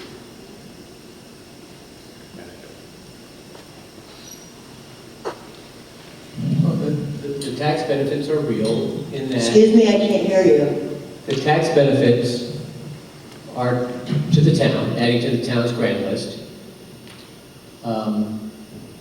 as a piece of the pie, right? So however the tax dollars are then spent by the town, or to the extent that they would, I can't speak to the extent they would reduce your individual property taxes. That's something that Mary and her team would deal with on an annual basis, but it does add to the tax base, and it would result in tax dollars coming to the town that are not coming to the town today from that property. Still doesn't seem like it helps us any. Who's paying for it? The project developer is paying for the improvements on the property. Excuse me? The project developer. The project developer is paying for it, so what are they gonna get out of it? They will be making money Yeah. from the storage and the resale of the power from the facility. What do you mean they're reselling the power? I thought it was supposed to be extra power that You heard. they're gonna be put back into their storage, so now you're telling me they're gonna be selling it back to us? Power for a battery system is purchased at a price and then sold back to the grid at a price. So it sounds like you're putting in a solar farm or something. Look, I'm a little confused. You're saying that Eversource is going to be building a building there. Where are they getting the energy that is going to be stored into the batteries? From our grid, that we're already being major overcharged for, and delivery fees and all that stuff, which, by the way, I hear is going to be going up again in May. They're going to be getting the energy from Eversource, putting it in the batteries to save it, and then sell it back to Eversource? Right, but purchasing the power from Eversource. They're purchasing the power. What are they going to be purchasing it at? What price are they going to be purchasing it at? Those numbers aren't set yet. But the general idea is you buy energy when it is cheaper on the grid, When store has that it. happened lately? I'm sorry, I don't mean to be short with you, but buy I've been energy. paying my energy bills, and let me tell you, they're not pretty. You buy the energy when it's cheaper, right? Daily pricing, hourly pricing, you buy it when it's cheaper, store it, and then sell it back in the best of all worlds when you can sell it back at a higher price and you make a profit on the difference. Very generally speaking, that's how it works. That doesn't seem like it benefits us at all. I'm just saying, it just doesn't seem like it actually benefits my $600 electric bill or anybody else's electric bill. If they're going to be buying it at a cheaper rate when we can't buy it at a cheaper rate and then sell it back to us at a higher rate to make a profit on it. Just saying. I'm sorry. And you're saying that this is supposed to help us because when the energy, how did you put that? When the energy spikes and we need more energy, that's supposed to help us boost the energy. I don't think that's worked too well in California, seeing how they're telling them they can't even charge their EVs half the time. So they must not have enough battery facilities there to actually produce enough energy to charge them when it's hot out. And why will this community pick for this project? Two questions mixed in one, I guess. So, I mean, I'll answer the grid one a little bit. I don't know exactly all the details of EV, but EV does drive significant amount of strain on the grid system. So, there's a million and one different variables that come into play on what manipulates the aggregate, what actually affects the grid. But generally speaking, you got two waves. Up here, if you touch this wave, blackout. You're down here, ideally, you want to be perfectly parallel, right? And then that way, everything's working perfectly fine. This bottom line is your usage line. So at 2 o'clock in the morning, that line's gonna be way down here. No more people using that. Right, right, so your demand's low, right? Simple terms, so everybody can understand. Okay. So demand's really low at this point. So at 4 or 5 o'clock in the afternoon, everyone's home from work, everyone's using that line's getting a little bit closer to here. Well, if that line gets too close, the energy company can say, hey, we need power in this system now to stabilize the grid. So that's where they can dispatch these batteries, dump a whole bunch of power into that grid, and open that line up a little bit. That still hasn't worked for California and parts of Arizona very well, though. It's worked very well for Texas. Yeah, right, they had a winter and all their power went away, but that was from the Windham. But we haven't had that issue here in our community. So why are we being picked for this? Our issue is the price of electricity and the trees that take down our lines because they don't do enough maintenance. The issues of grid reliability and stability exist in New England significantly. So this is for all of New England? This project is in the ISO New England area, so yes, it's a New England-based system. Let me finish. This is a New England-based system. You can't just look at one community or one state. The independent system operator dealing with electricity throughout the state of Connecticut involves the entire New England area, all 6 New England states. So you can't look at it at a community-specific basis, you can't look at it at a state-specific basis, you have to look at it regionally. Okay, but still, why did they pick our area? Why this area? This site is attractive because it's large enough for the facility that we're looking to develop. It's adjacent to a 345 kV transmission line, so there's access to the power. It's adjacent to an existing industrial area in town. You're talking about Frito-Lay and all that? The entire industrial park. So there are a lot of benefits to this parcel. It's developable, and as we've seen through the development process, this project works here for a number of those reasons. I guess that's it. I think it's a bad idea, but did we get to vote this in, or is it already voted in? This application process has not even started yet. Well, with the siting council application, it's not started yet. This process, this public information meeting, our initial meeting with the town council, the submission of the technical report that is available for review of the town, started the pre-application process.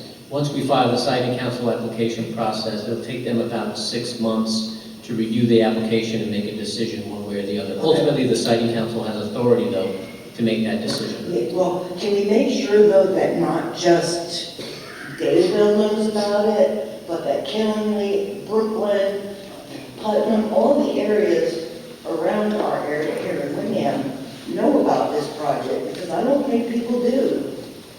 And I don't think that's right. I think it should be, if you're saying it's for the community, then I believe you should enlarge your community just a little bit more to let everybody know in on it.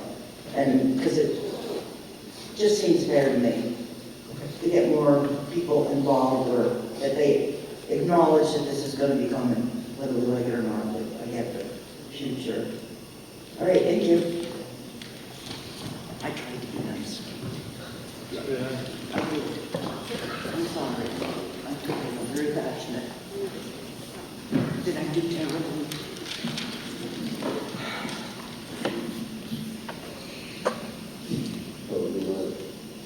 Thank you. Hi, Kevin Hedgerow, from town here, two different locations, properties, mainly. So I've done a lot of research, and probably some will get mad at me for speaking my mind, but I'm going to. And there's places like Hawaii that are almost 100% dependent on things like this. It's a huge step. There's a lot of people that I know are into the green movement, and this is one of the steps toward the green movement. This is batteries, lithium batteries. Call me, you have to leave a message, but I don't answer the me, can you? I didn't talk when we were talking. Thank you. So anyway, I'm also in the fire department in town, right there, that I will infill. I would imagine when we were talking about response time and signs and numbers to call, it's just like life work. We don't know what that is. It's in Canada, wherever it is. We get it instantly. Dispatch gets us the call pretty much instantly, and we are there. So I don't know where, what the question would be there. We've been doing it since 1833, so, we would expect, exclusive training on stuff like this, and we're not, afraid of fires. We don't like the toxic fumes that structure fires without either. Sometimes, there's been many times over the last 40 years, I find structure fires by looking where the smoke is. They blast out a lot of pollution. I'm not saying I'm 100% for it. I'm kind of neutral right here. I'm just kind of on the other side of thoughts. I'm friends with most people here, I would think. We'll probably be in the parking lot, but that's okay. As far as the decibels go, yeah, the noise is. I'm mad because that whole industrial park when I was a kid was where our motocross track was, and we rode bikes, and that kind of put a damper on that. There is a lot of noise. The Lands, they watch this stuff develop, and it is crazy. From a little farmhouse that's been there since the 1800s to all of this stuff. But, unfortunately, that's, progress, I guess. It's an industrial park. Unfortunately, it went there. People say, why would they ever put it there? Well, if you look at the history of town, that's why we're here, because all our industry was run by the water. Came down the hill, we had, a bunch of mills along the mill streams, and that's kind of where industry ends up, is near the water. And it does seem like, gee, wow, environmental impact and all that stuff. There's a lot of environmental impact on both sides. I remember going there when there were just little summer cottages there, and now there's a whole bunch of big houses all the way around the lake. That's environmental impact also. Again, it goes with progression. Noise, I have a couple of decibel meters at my house. They're called boxers, and when you do party animals at the lake, like the fireworks, so if there's a lot of decibels down there, they let me go, they bark, I let them out, they go flippy. So, there's noise from a lot of different things. We can't be pointing fingers just at one party and not think about ourselves as, a little hypocrisy in there. It is a tax base. We struggled with it the other night on our budget in the firehouse. We deal with can we increase it 0.00071? We've kept our budget as low as possible. New things come into play. To outfit a guy we get a new recruit, they need new gear just to go through Fire 1. They have to be NFPA approved. SCBA, stock tank, and gear for one person is $10,000. So when you say tax base doesn't help, well, that is absolutely false. Something like this in the area would extremely help, in our case, and help us keep, and we do keep, I'm not talking for the town, but as far as the Williamsville Fire District, we keep our mill rate as low as possible. We build our own trucks, we don't blow money at all. We are one of the last completely volunteer fire departments in town. We're starting to do some paid here and there, and that costs a lot of money. So, in other words, there's a lot of things to look at. The tax base is one of them. You got the land you get right there, farmland, that's another case. A lot of people like houses and built houses at the lake. Beautiful, beautiful place to be. I happen to have mine, our lake houses up in Norway, Maine. There's no industry around, we're fortunate. And it is nice, but there's cars when you buy, you're going to get noise. We're in 2024. That's just my fair assessment of what I've heard tonight. And definitely should be looked at in both ways, and I'll be keeping my eyes on both sides. Thank you. Thank you.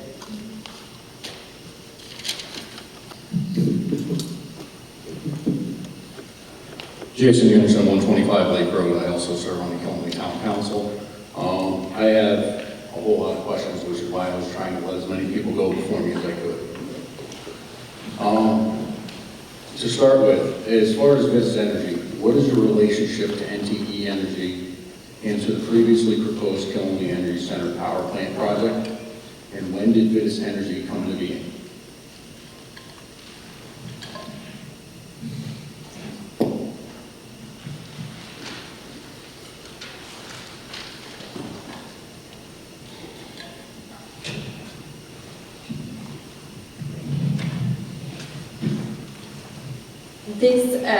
Is your question directly regarding company to company or regarding the project going from NTE to Vitus? Regarding, kind of both, regarding company to company, and also, was there, when this project was first getting discussed, developed, planned, was Vitus Energy its own company at that point? Were they part of NTE, or was it just NTE? So NTE is no longer a company, and Vitus Energy is taking over the development of this project. So this project did start under NTE Energy? That is, it originally was under NTE, and NTE is no longer involved. And this project and the NTE project are not related. Thank you. Next question is, how many of Vitus Energy employees were or still are employed by NTE Energy? Because according to the state of Florida, NTE Energy Services does still exist. There are no employees at Vitus that work for NTE. Are there any employees that used to work for NTE? I am not privy to that information. The reason why I bring that up is some of the interactions between residents in the town and NTE's employees, I feel the town and residents should take that into consideration if we're still dealing with the same people. And just to clarify, what date did Vitus submit the technical report to the town of Killenly, and who did you submit the technical report to?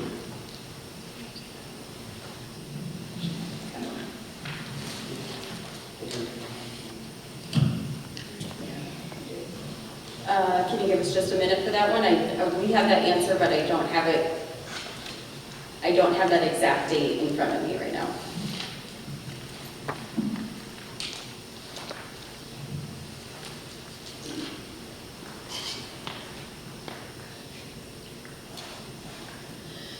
So the technical report was distributed to Killingly, to Putnam, and to Pomfret. I believe that they were received by the town on the 11th of March, but we consider the 12th of March is the date that the technical reports were officially received. And do you know who it was who received them in Killenly? I have a specific list, but I don't have that list with me. Thank you. When did you first discuss the scope of this proposed project with any members of the Killenly Town Council? The project was first brought up in regards to tax stabilization agreement on the 12th. And that was the 12th of March. Correct? Yes. Thank you. Who did you speak with when you requested to be put on the meeting's agenda, on the March 12th meeting's agenda? And what reason did you give them for asking to be added to the agenda? We requested that from Jill St. Clair, and the reason for that request was for a tax agreement. Thank you. What else was discussed during that conversation? What conversation? When you requested to be put on the agenda? It was just we would like to have a meeting with the town council to discuss a contract for a tax agreement.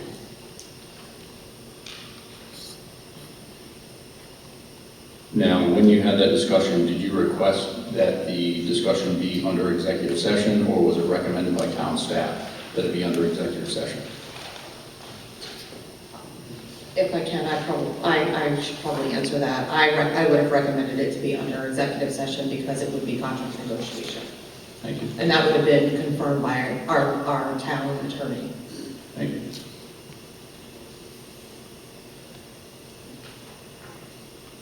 My next question has already been answered. It was on thermal runaway, if you can explain what it is and what causes it. What are the components in the lithium ferrous phosphate battery that pose a fire risk? I'm sorry, say that one more time, I didn't hear it. What are the components in a lithium ferrous phosphate battery that pose a fire risk? Components of it? Yes.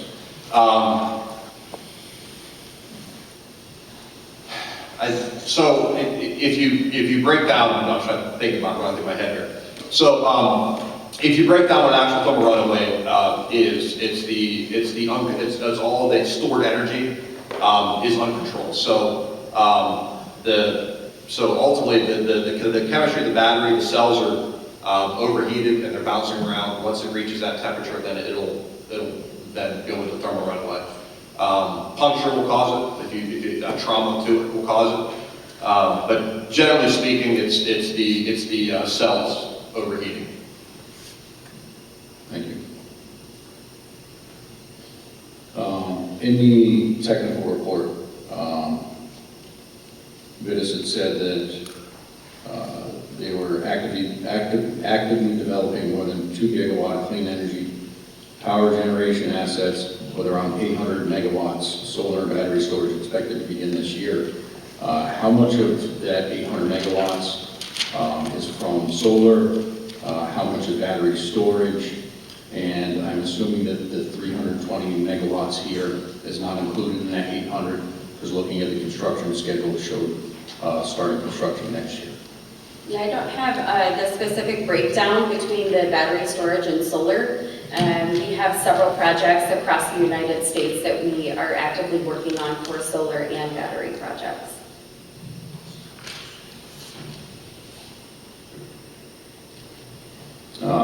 I forget your name, I apologize. You had mentioned, I believe it was 170 acres of solar would be needed to charge this facility. I mean, that's a rough estimate. I mean, that's kind of a guide without having the specific information in front of us. But generally speaking, yes. So that would be roughly 1.3 megawatts per acre of solar. If you have 230 megawatts, or would that be broken down into, since it's a 2-hour charge time, would that be broken down to 115? Broken down to whatever your rate of charge is, and what you can, and how you can do it. So you'd be looking at roughly 0.65 megawatts per acre. The research I did showed it takes 7 acres of solar to produce 1 megawatt. So my numbers would come up substantially higher than 170 acres, but I'm not an expert, I don't work in the field. I'm only going off of information I was able to find in technical documents online.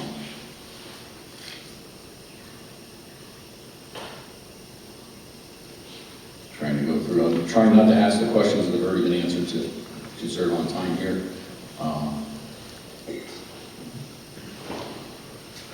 So Vitis Energy is basically designing this facility.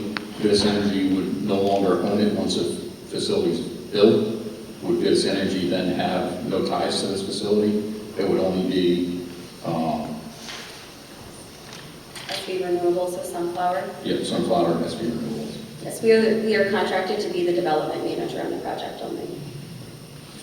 But the project entity, Yes. Windham Energy Center LLC, will carry the obligations that and the commitments of this all the way through. So whatever Vitis is supporting in the way of development will be a project commitment, and that project entity is the same entity no matter who is behind it, and those commitments would carry forward. That is one question I had, is if Sunflower USLP or SV Renewables is the owner of the facility, why would they not be the ones negotiating tax stabilization agreement with the town? We are the development manager, contracted through Sunflower. So what we do for negotiations all get run through Sunflower. And I don't know if you have anything. Ultimately, any agreement I would think would be with the project owners, even though Vitus is the project developer manager at this point. Thank you. How many abutters were notified of this public hearing? I'm sorry? How many butters are notified?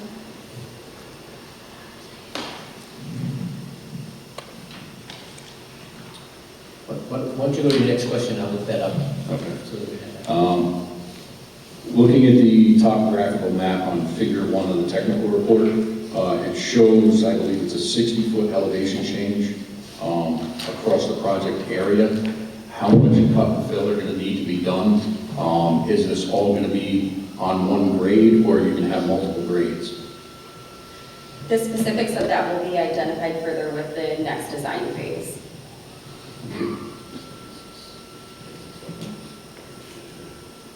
And after design changes are made to this project, will you hold another public hearing? So the design changes that Morgan is talking about will be made in order to support the analyses and information that will be in the Siting Council application. And as Ken mentioned, there will be a public hearing as a part of that process, so yes.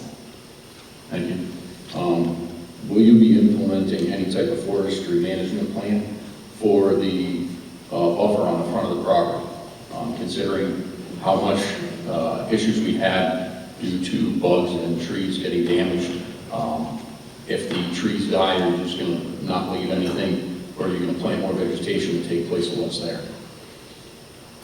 I would say that the project is committed to maintaining a vegetated buffer, and that certainly could be something that would be a condition of the Siting Council process in terms of how that is maintained and carried forward into the future. How many other battery storage facilities, constructions has Vitus Energy basically, how many projects have you already built as far as Vitus Energy supervising the construction of battery storage? I have not built them with Vitus Energy, but we have other folks within the company that have successfully had COD operational dates for battery storage. But Vitus Energy itself has not managed any construction projects of battery storage, is what you're saying? No, that's not what I'm saying. I said I have not built one with Vitus Energy, but we have other folks within our company that have. So the other projects that Vitus Energy has been involved with, how much local labor was used in those projects? I don't know that information offhand, but I'd be happy to find that out and get that back to you. One other question, in the picture that's actually up on the screen, I did a rough count. It looks like there's about 80 containers, trying to count as well as I can from here. Is that actually accurate, or are there 194 containers represented in that picture? There should be 194 represented in that photo.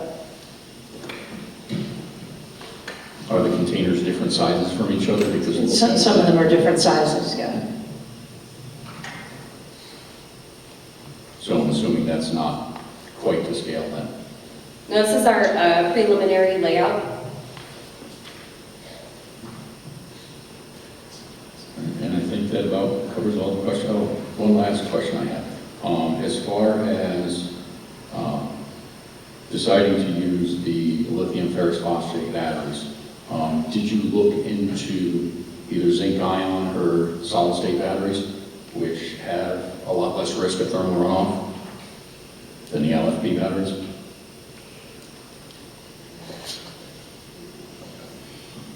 So if you look at the industry as a whole, your lithium iron phosphate is your tried and true. It's been around a while, so those ones are promising. If you read their actual data that's coming out about them, but they really haven't been around long enough to really speak any type of serious intelligence about. The other problem is availability. Try to get your hands on that, the scalability that is needed for a project like this. And the other side of it is they're usually not as dense. You can't fit as much power into them, so they're going to take up a significant amount more land mass. So that's the main reason why you're seeing the industry moving towards lithium iron phosphate. Everything I read on the solid state batteries said they were much more dense. Oh, solid state. Yeah, I guess I was thinking the zinc. I don't really know much about solid state. My company predominantly deals with LFP and MC. Now, a facility like this, if down the road when you're changing batteries out, because I know you will be swapping them out, if other better technologies become available, will you still stick with the lithium ferrous phosphate because of cost, or would you consider going to a more efficient battery?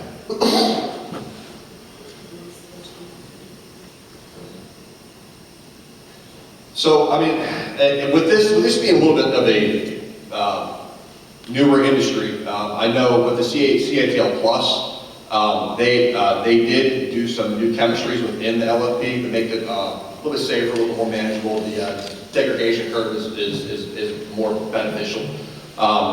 So I know in past sites, we have used the new cell technology into the CATL containers. Does that make sense? Yeah. Thank you. And one last thing. Regarding the size of this facility and the fact that we don't have a lot of renewables in the area, especially anything wind, we don't have enough wind here to really support wind. You'd be looking at the shorelines. And the fact that we don't have any major amount of solar arrays around here. First of all, I'm assuming you're going to be charging off, you'll be charging off at the grid.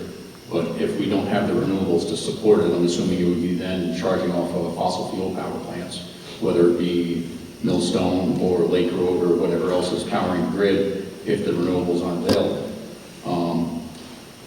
Taking that into consideration and considering the loss of energy in transmission, having a facility like this that if it is to support wind, and we're talking about wind farms that are off the coast, how much energy is wasted by transmitting it from there to here?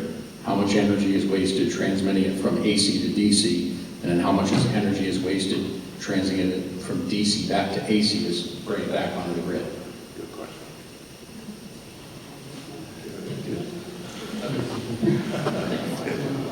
You got me on that one. No worries, I can answer that question.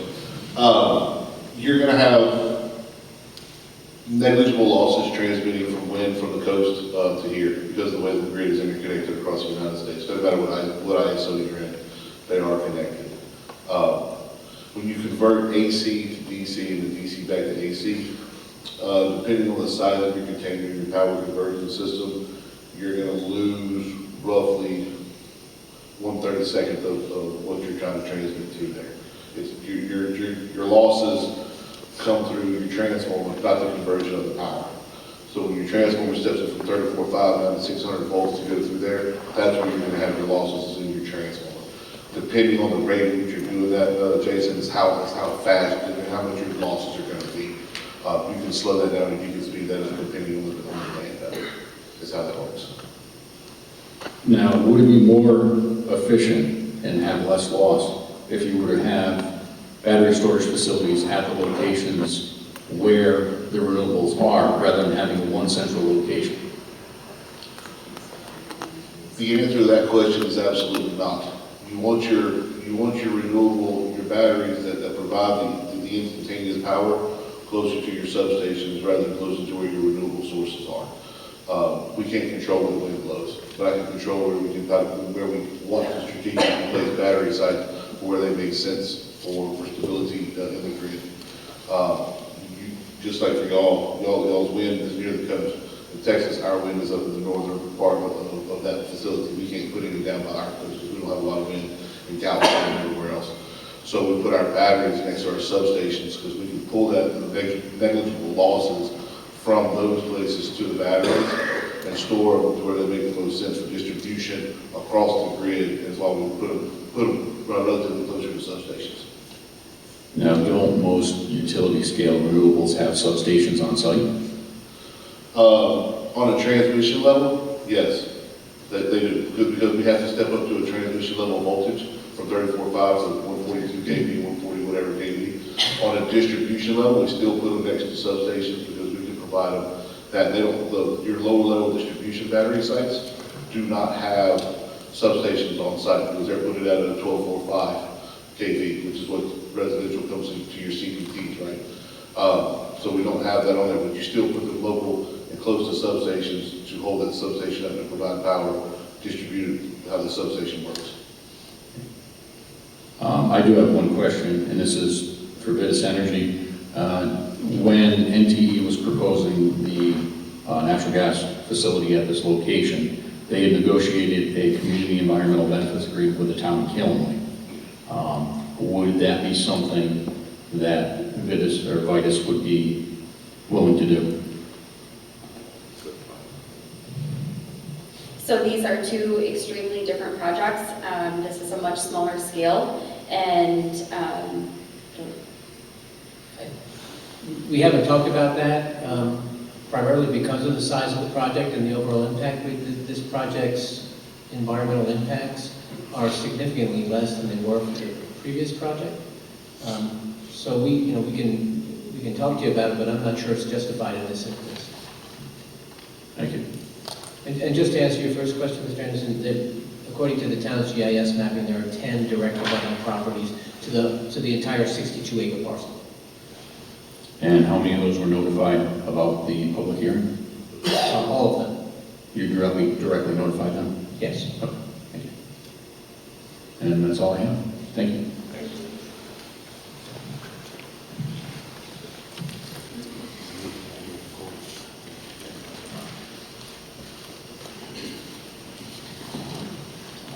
Ed Grandelsky, I'm on the town council, and I live at Upper Maple Street. The first comment that I have is, you guys aren't the owners. The owners should be here. He was asking something about some tax agreements. You can't make a comment to that. There's some other things in here, the same thing. You say you still got to go back to the owners. The owners should be here.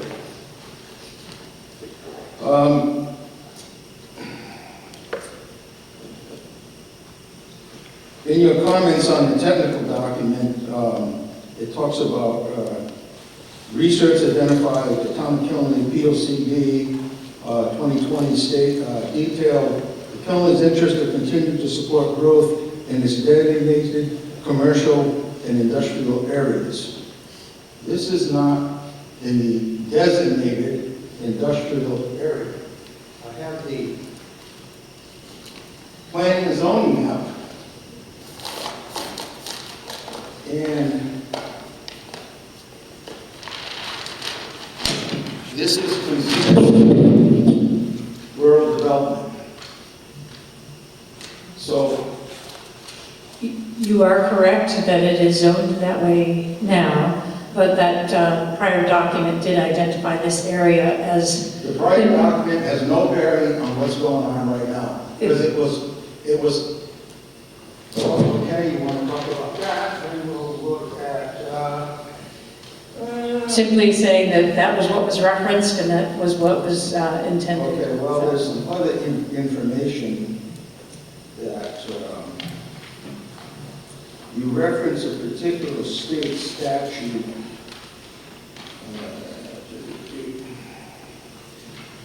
Where is it here? General Statute 16-50-X, whatever else. There's some other things in here.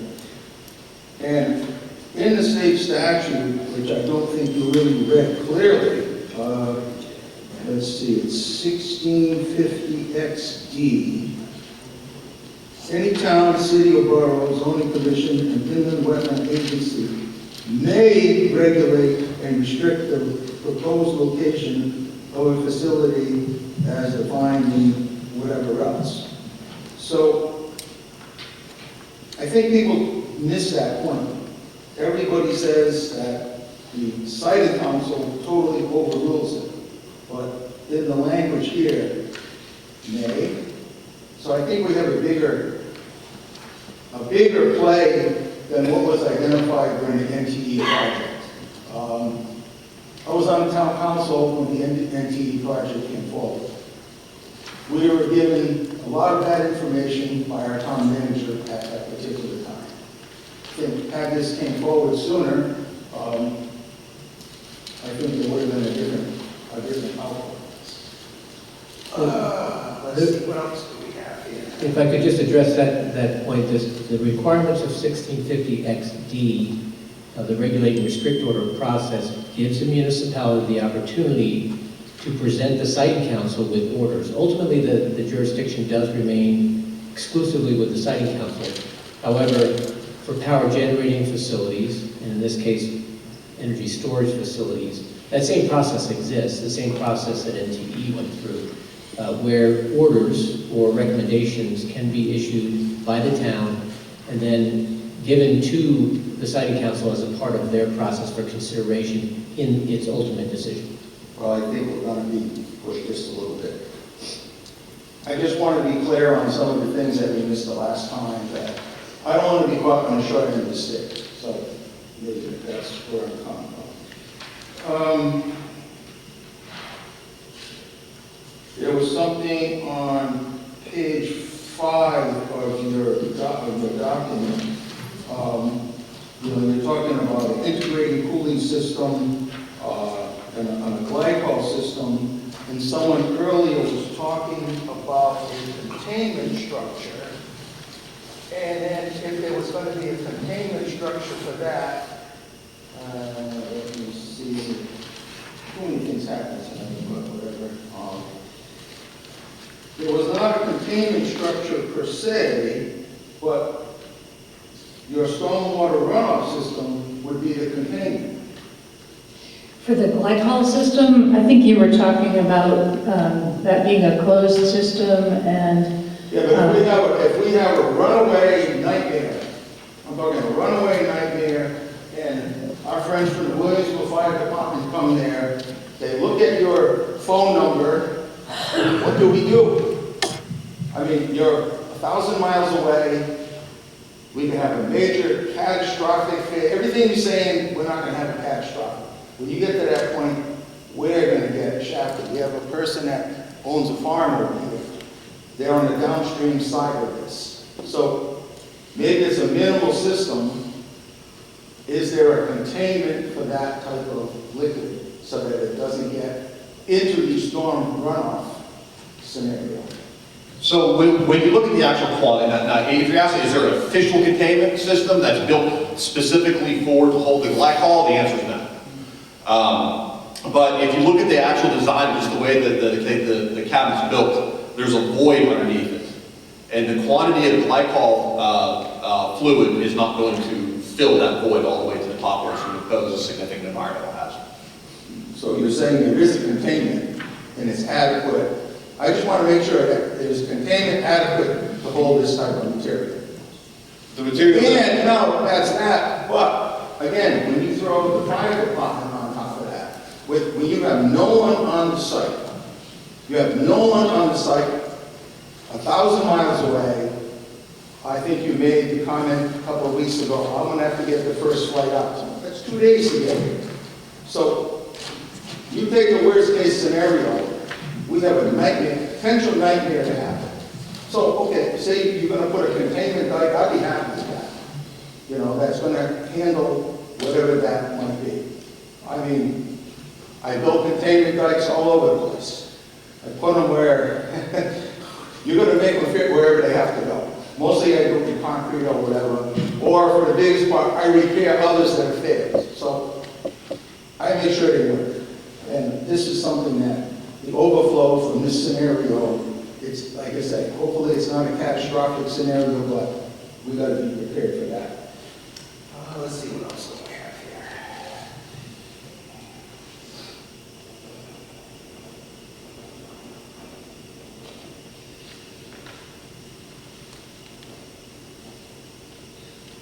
And then I guess the Eversource substation is a whole separate topic with respect to this project, which it should be all one project, but I guess whatever the state statutes are and whatnot, that's another issue. Is DEP going to be involved with this? So DEP does get involved with stormwater management and stormwater review, as you know, but I do not believe that we are going to need any other specific permits. So the DEP would have to review your stormwater permit? Sure. But remember too, that the commissioner of DEP has a designee that sits on the siting council. Well, and then they are also given a copy of the application to review and comment on. So they're involved in the process. Okay, I'd like to hear that. That's wonderful.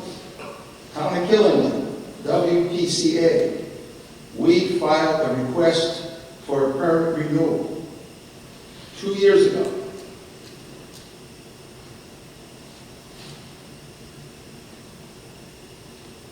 DEP is supposed to be looking out for us. They can't handle what we have now. You guys come into town and they put a preference, a higher preference on you. I'm having a hard time with that.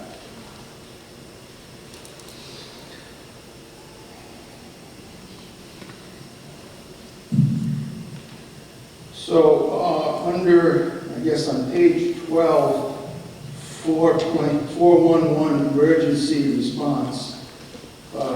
DES systems are most efficiently used when placed near communities they serve. I don't know what kind of service we're getting other than some tax dollars.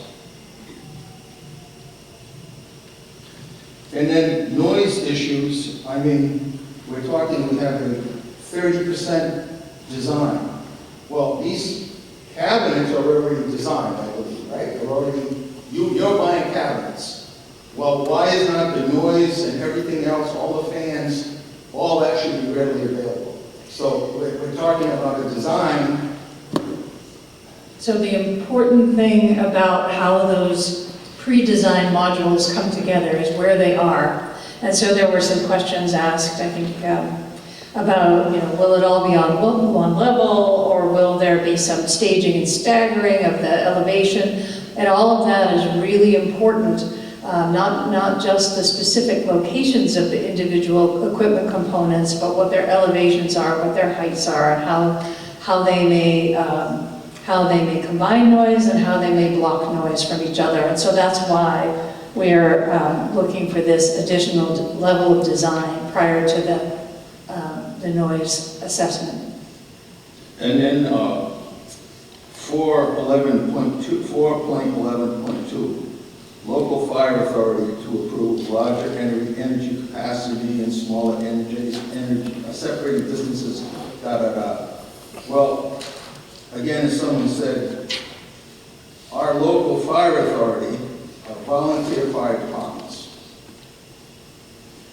We need to have technical background from the state fire marshal's office and the state building official's office. Some of these statements sound great, but I still think we're getting the short end of the stick. Thank you.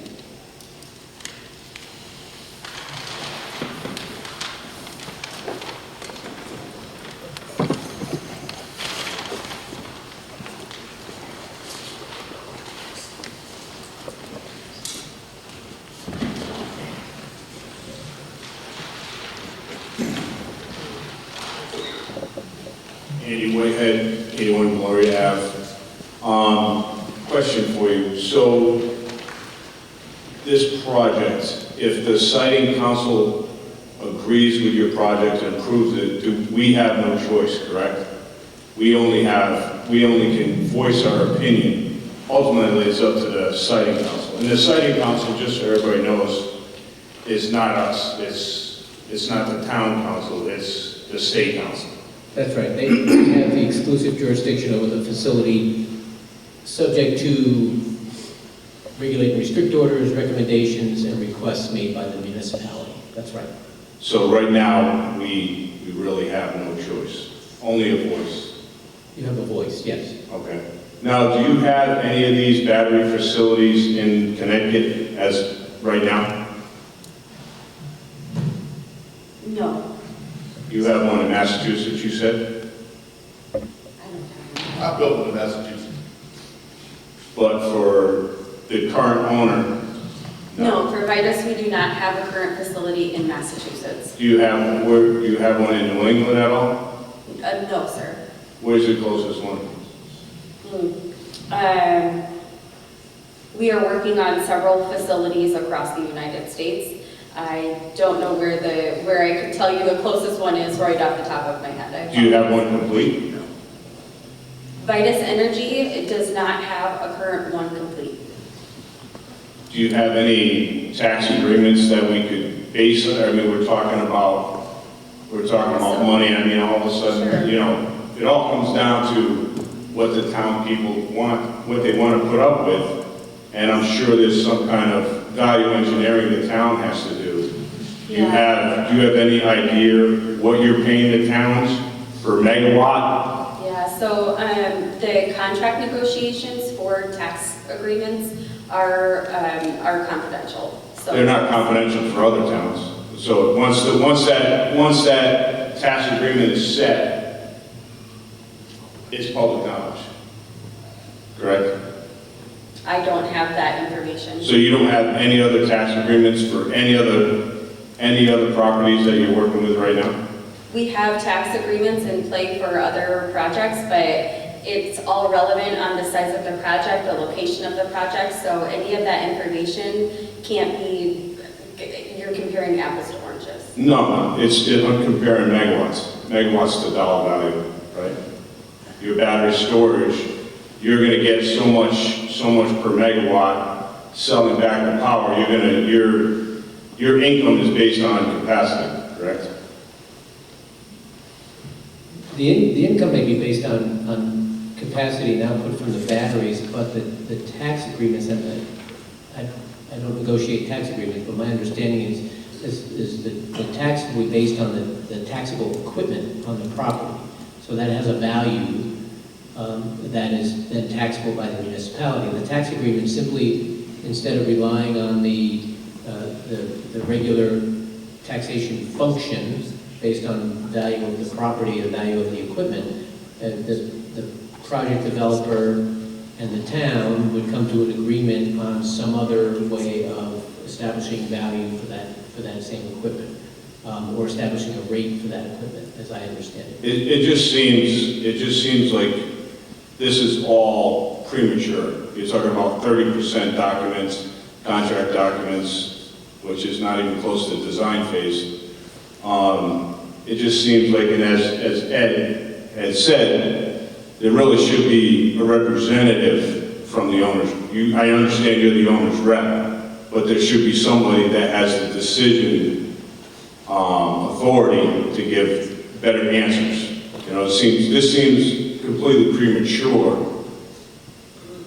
to what for the town, in my opinion. I mean, there should be more answers.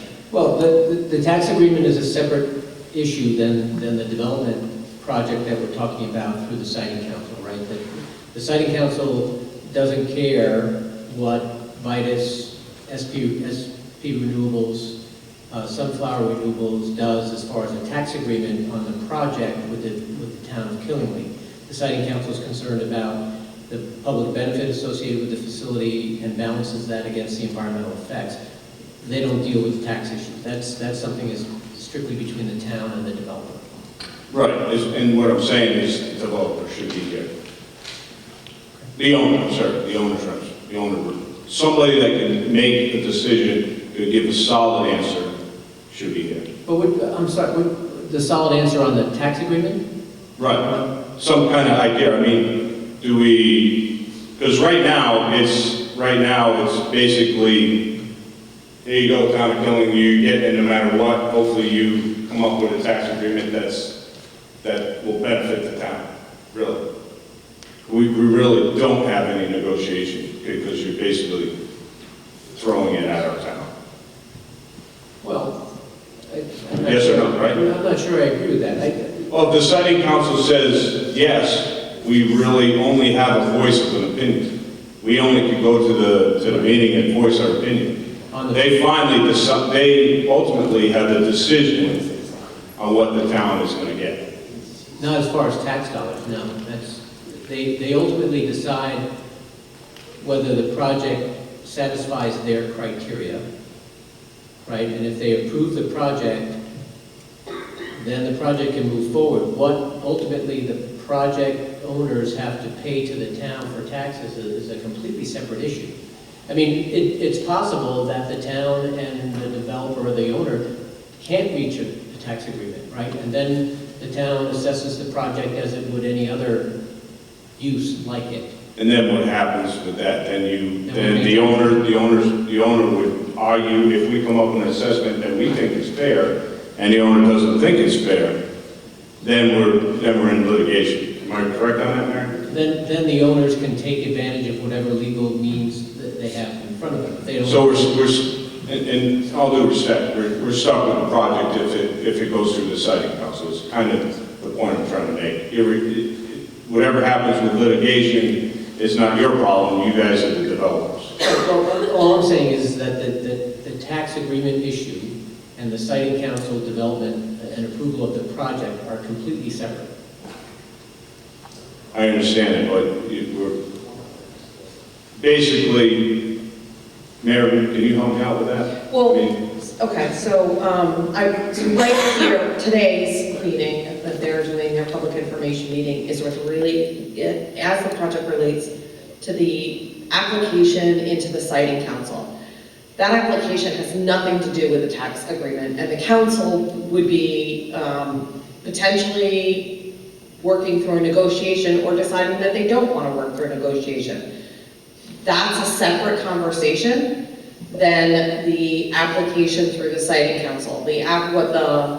What the application through the siting council, the council has the ability to submit concerns that the siting council may take into account, or they have the ability to submit concerns to Vitus for inclusion in their application to the siting council. That doesn't have anything to do with the tax stabilization agreement or a lack of a tax stabilization agreement. The town has not begun the process in negotiating that, or started down that path yet. And so they are two separate processes. I understand, if the siting council does issue a permit for this development, the developer would be permitted to move forward with that development and construction. The town would then have its steps that it follows through a normal assessment process if they're in the absence of a tax stabilization agreement. So if there's no agreement in place, then we would go through our standard process for assessing this. And given that it is a specialty type industry, we would likely look at getting an independent appraisal to then determine what value to assess that at on the grand list. So, we have those mechanisms in place. A tax stabilization agreement the town has done this with other large-scale projects, large-scale implementations, because it does provide, on the town side, it provides the budgetary stability around what is, and knowledge of what is we are going to be able to receive in tax revenue over the course of time, and the council and the townspeople through the budget process can determine how that revenue is used. Is it used to lower mill rate? Is it used to pay towards capital projects? Is it used to lower mill rate by reducing debt service, right? The town gets to make that decision on what that tax dollars are used for. If we don't have a tax stabilization agreement and we have to go through the appraisal process, we put it on the grand list, yes, they, just like every other taxpayer, can appeal their tax, their assessment. It does cost more money for the town to go through that appeal process for a specialty or a larger scale entity like like a power or a battery storage facility, because there is more, it's more industry specific, right? And we have to get more detailed expertise appraisers, and we have to go through a longer negotiation process. It does take more money to do that, very similar to what we're doing with Lake Road Generating, and their pilot agreement expired, and we've been negotiating that. And right now, they've been put on the grand list based on an appraisal that the town has performed, which they have appealed, and we're going through that process. So the feedback of what we're what is required under the notice that we received is for the council to supply to Vitus Energy concerns about the program, the project, that their concerns or requests for them to consider in submission with their application to the siting council. That has nothing to do with the tax stabilization agreement or a lack thereof of a tax stabilization agreement. Okay. I'm just, basically what I'm trying to say is, we have no value engineering to put on before we made a decision. That's all I'm saying.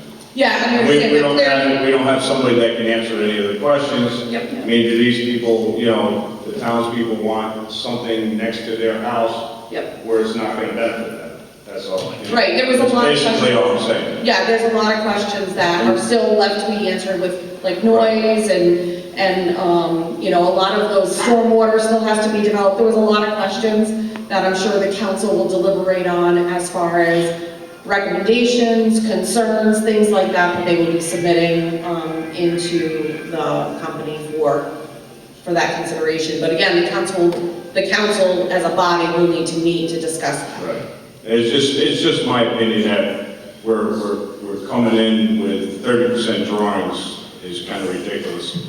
There's enough data out there that you can tell the townspeople what the decimal levels are going to be, what the fumes are going to be, what happens. You know, there should be data out there to be able to provide. I heard a lot of I don't knows and evasive answers. And that's just that's where we are in the process, right? This is what I'm saying is, I understand you're at 30% design. Well, right, you're at 30% design. We are not 30% design. You said that's 30%, right? Yeah, so, but we'll have a lot of those details pinned down and a lot more information in the application once it gets submitted to the site council. Picture you on our side, right? So you have no answers for us, but yet you already have authority to go to the siting council. We have the authority to start the process and ask for their review. Right. Now, I'm just saying, you know, it's just not enough information, basically. And your funding to do this project what portion of that is federal funding? I don't believe any of it is federal funding. There's no federal incentives to put this battery plant in, no state incentives to put this battery plant in? No other government taxpayer money to put this in? No. There are state programs related to battery storage, but this project is not part of those programs. They're the smaller battery projects that the siting council has been reviewing for the last year or so. So this is funded basically by Investors. investors. Okay, thank you.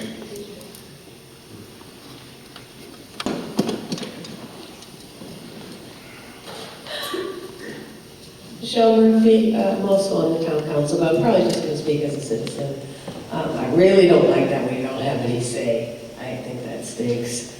And I wouldn't say you have no say. I mean, in my experience... No, but you and I would disagree on that point, and that's cool. You can think we have no say, but I think lots of people in here would just think we have no say. I see that the siting council takes very seriously comments from Okay, we're just going to disagree on that, and that's cool. Okay, so I heard a lot of what Ann was saying. What I'd like to see, if the siting council, you know, is thinking we have so much say, I'd like to see when you come back that where it's commitments. I would like to hear some commitments. The first place we could start is a commitment to a mailing to the entire town about the next meeting. Pick up the cost.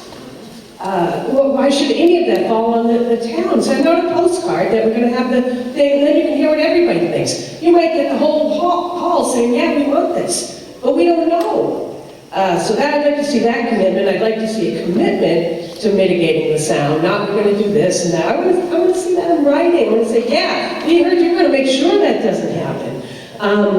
I personally am very uncomfortable with the fact that there's nobody there. I told you I run a utility. Computers lie all day. There should be somebody walking through it every day. At least a security guard. That's even like that. I totally agree with the woman who was talking about hacking, and you just think about that. I'm like, wow, look at all this nice stacked batteries. Like, you have your own solar thing. Like, I personally would like to see somebody walking through once a day. I'd like to see a commitment to that. Even if it's a security guard, rather have a tech close by, somebody, but at least a security guard. You could have a tiny little drip starting. I know you say the computers are perfect, of course they're gonna, maybe they are at your facilities, they're not in mine. I can tell you that computer is sometimes telling you something different than what's actually happening.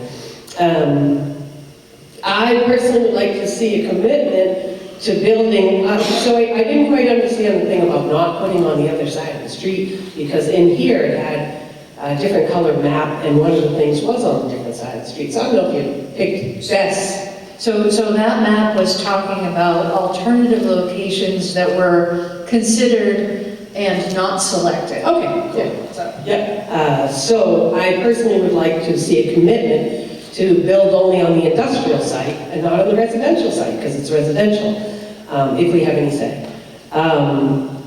In terms of the runoff and things like that, and that gentleman had good ideas about the runoff, I'd like to see a commitment to a berm. Berm off the whole site. You know, if you're really worried, or berm off each container.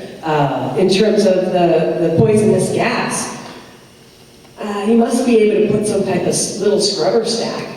Shouldn't you be able to capture some of that gases with a fan into a scrubber, into a, you know, and that might be leading technology, I don't know, to have that up to scale.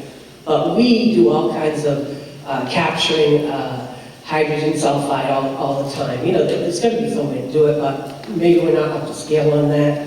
I'd like to see a commitment to a PLA when you come back, and of course we want the money. So. Could you repeat the last one? PLS. Project labor. Yeah, so, anyways, that's all I got.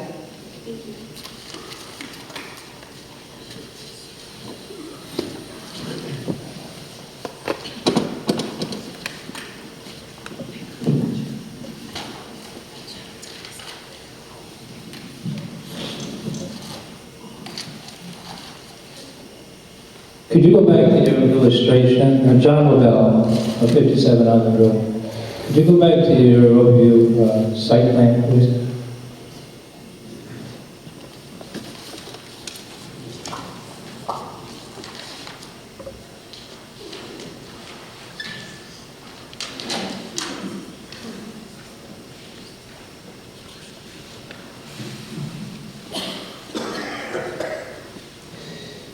Okay, so this is what I would consider to be an artist's illustration. All the boxes that you see, and Mr. Anderson pointed out that he tried to count them, but could you explain what those boxes are that we see in the foreground, and also that green area is in the background, and then it looks like some other equipment? Is that a substation? And something else there. Could you fully explain what we're looking at there? Oh, by the way, where's the lake?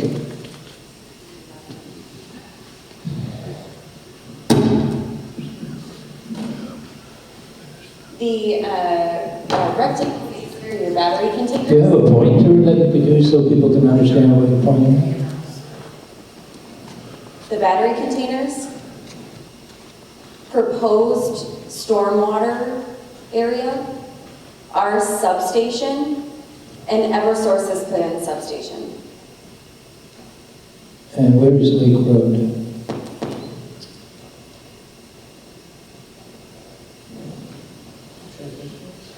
Okay, so all the heat that comes out of these units, it's just being rejected into the air?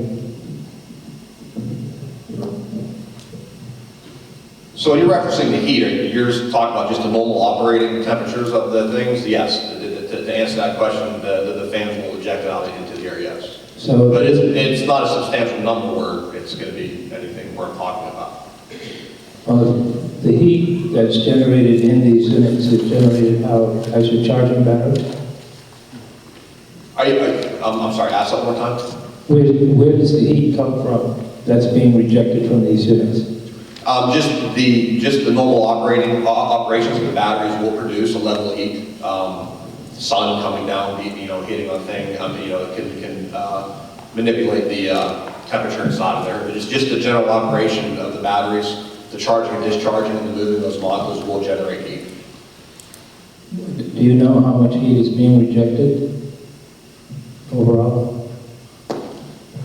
What's normal operating temperature of the batteries?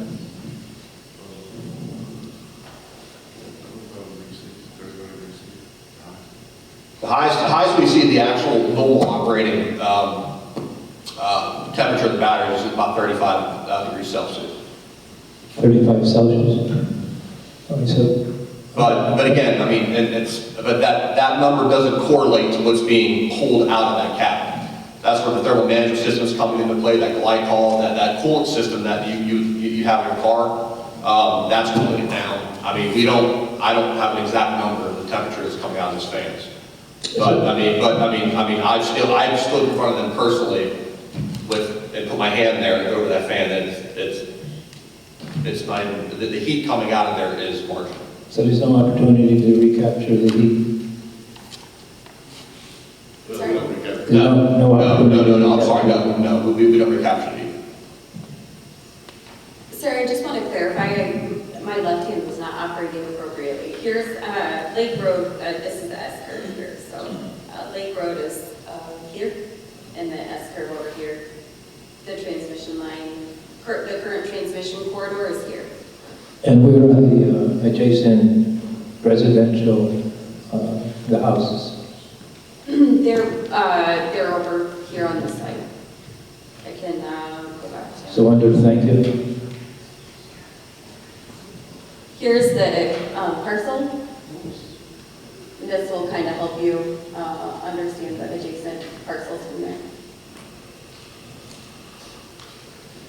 It's my understanding that the town has the option, if it's possible, to suggest an alternative site.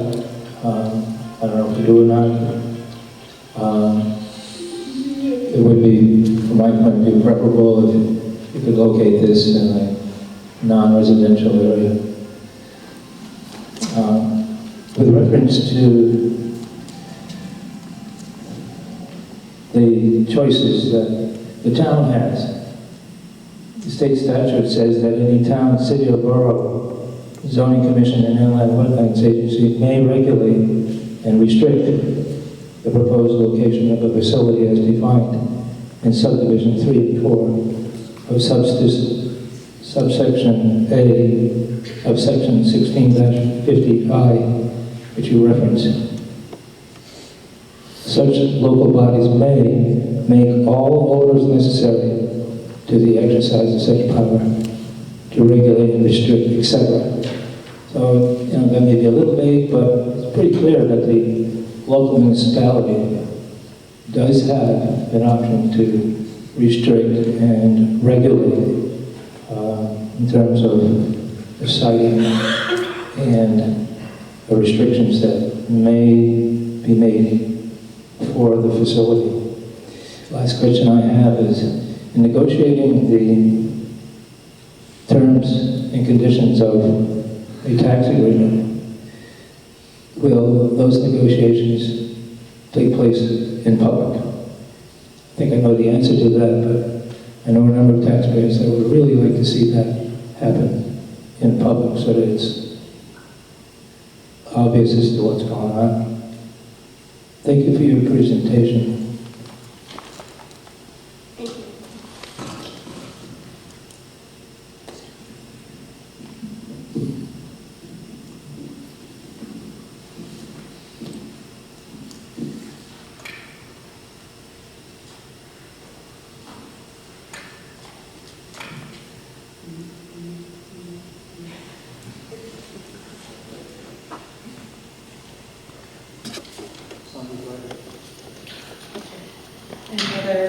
questions? Any other comments?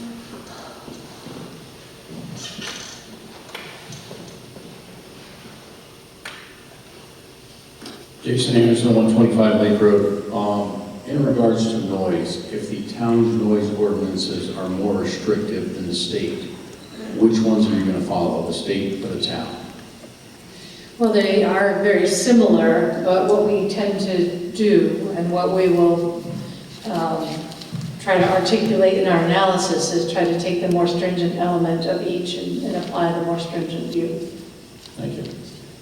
As far as purchase options on properties on Lake Road, other than this one, I'm assuming you have one in this facility already, do you have any other purchase options with other property owners in that area? Yes. And are you at liberty to say how many? No. Thank you.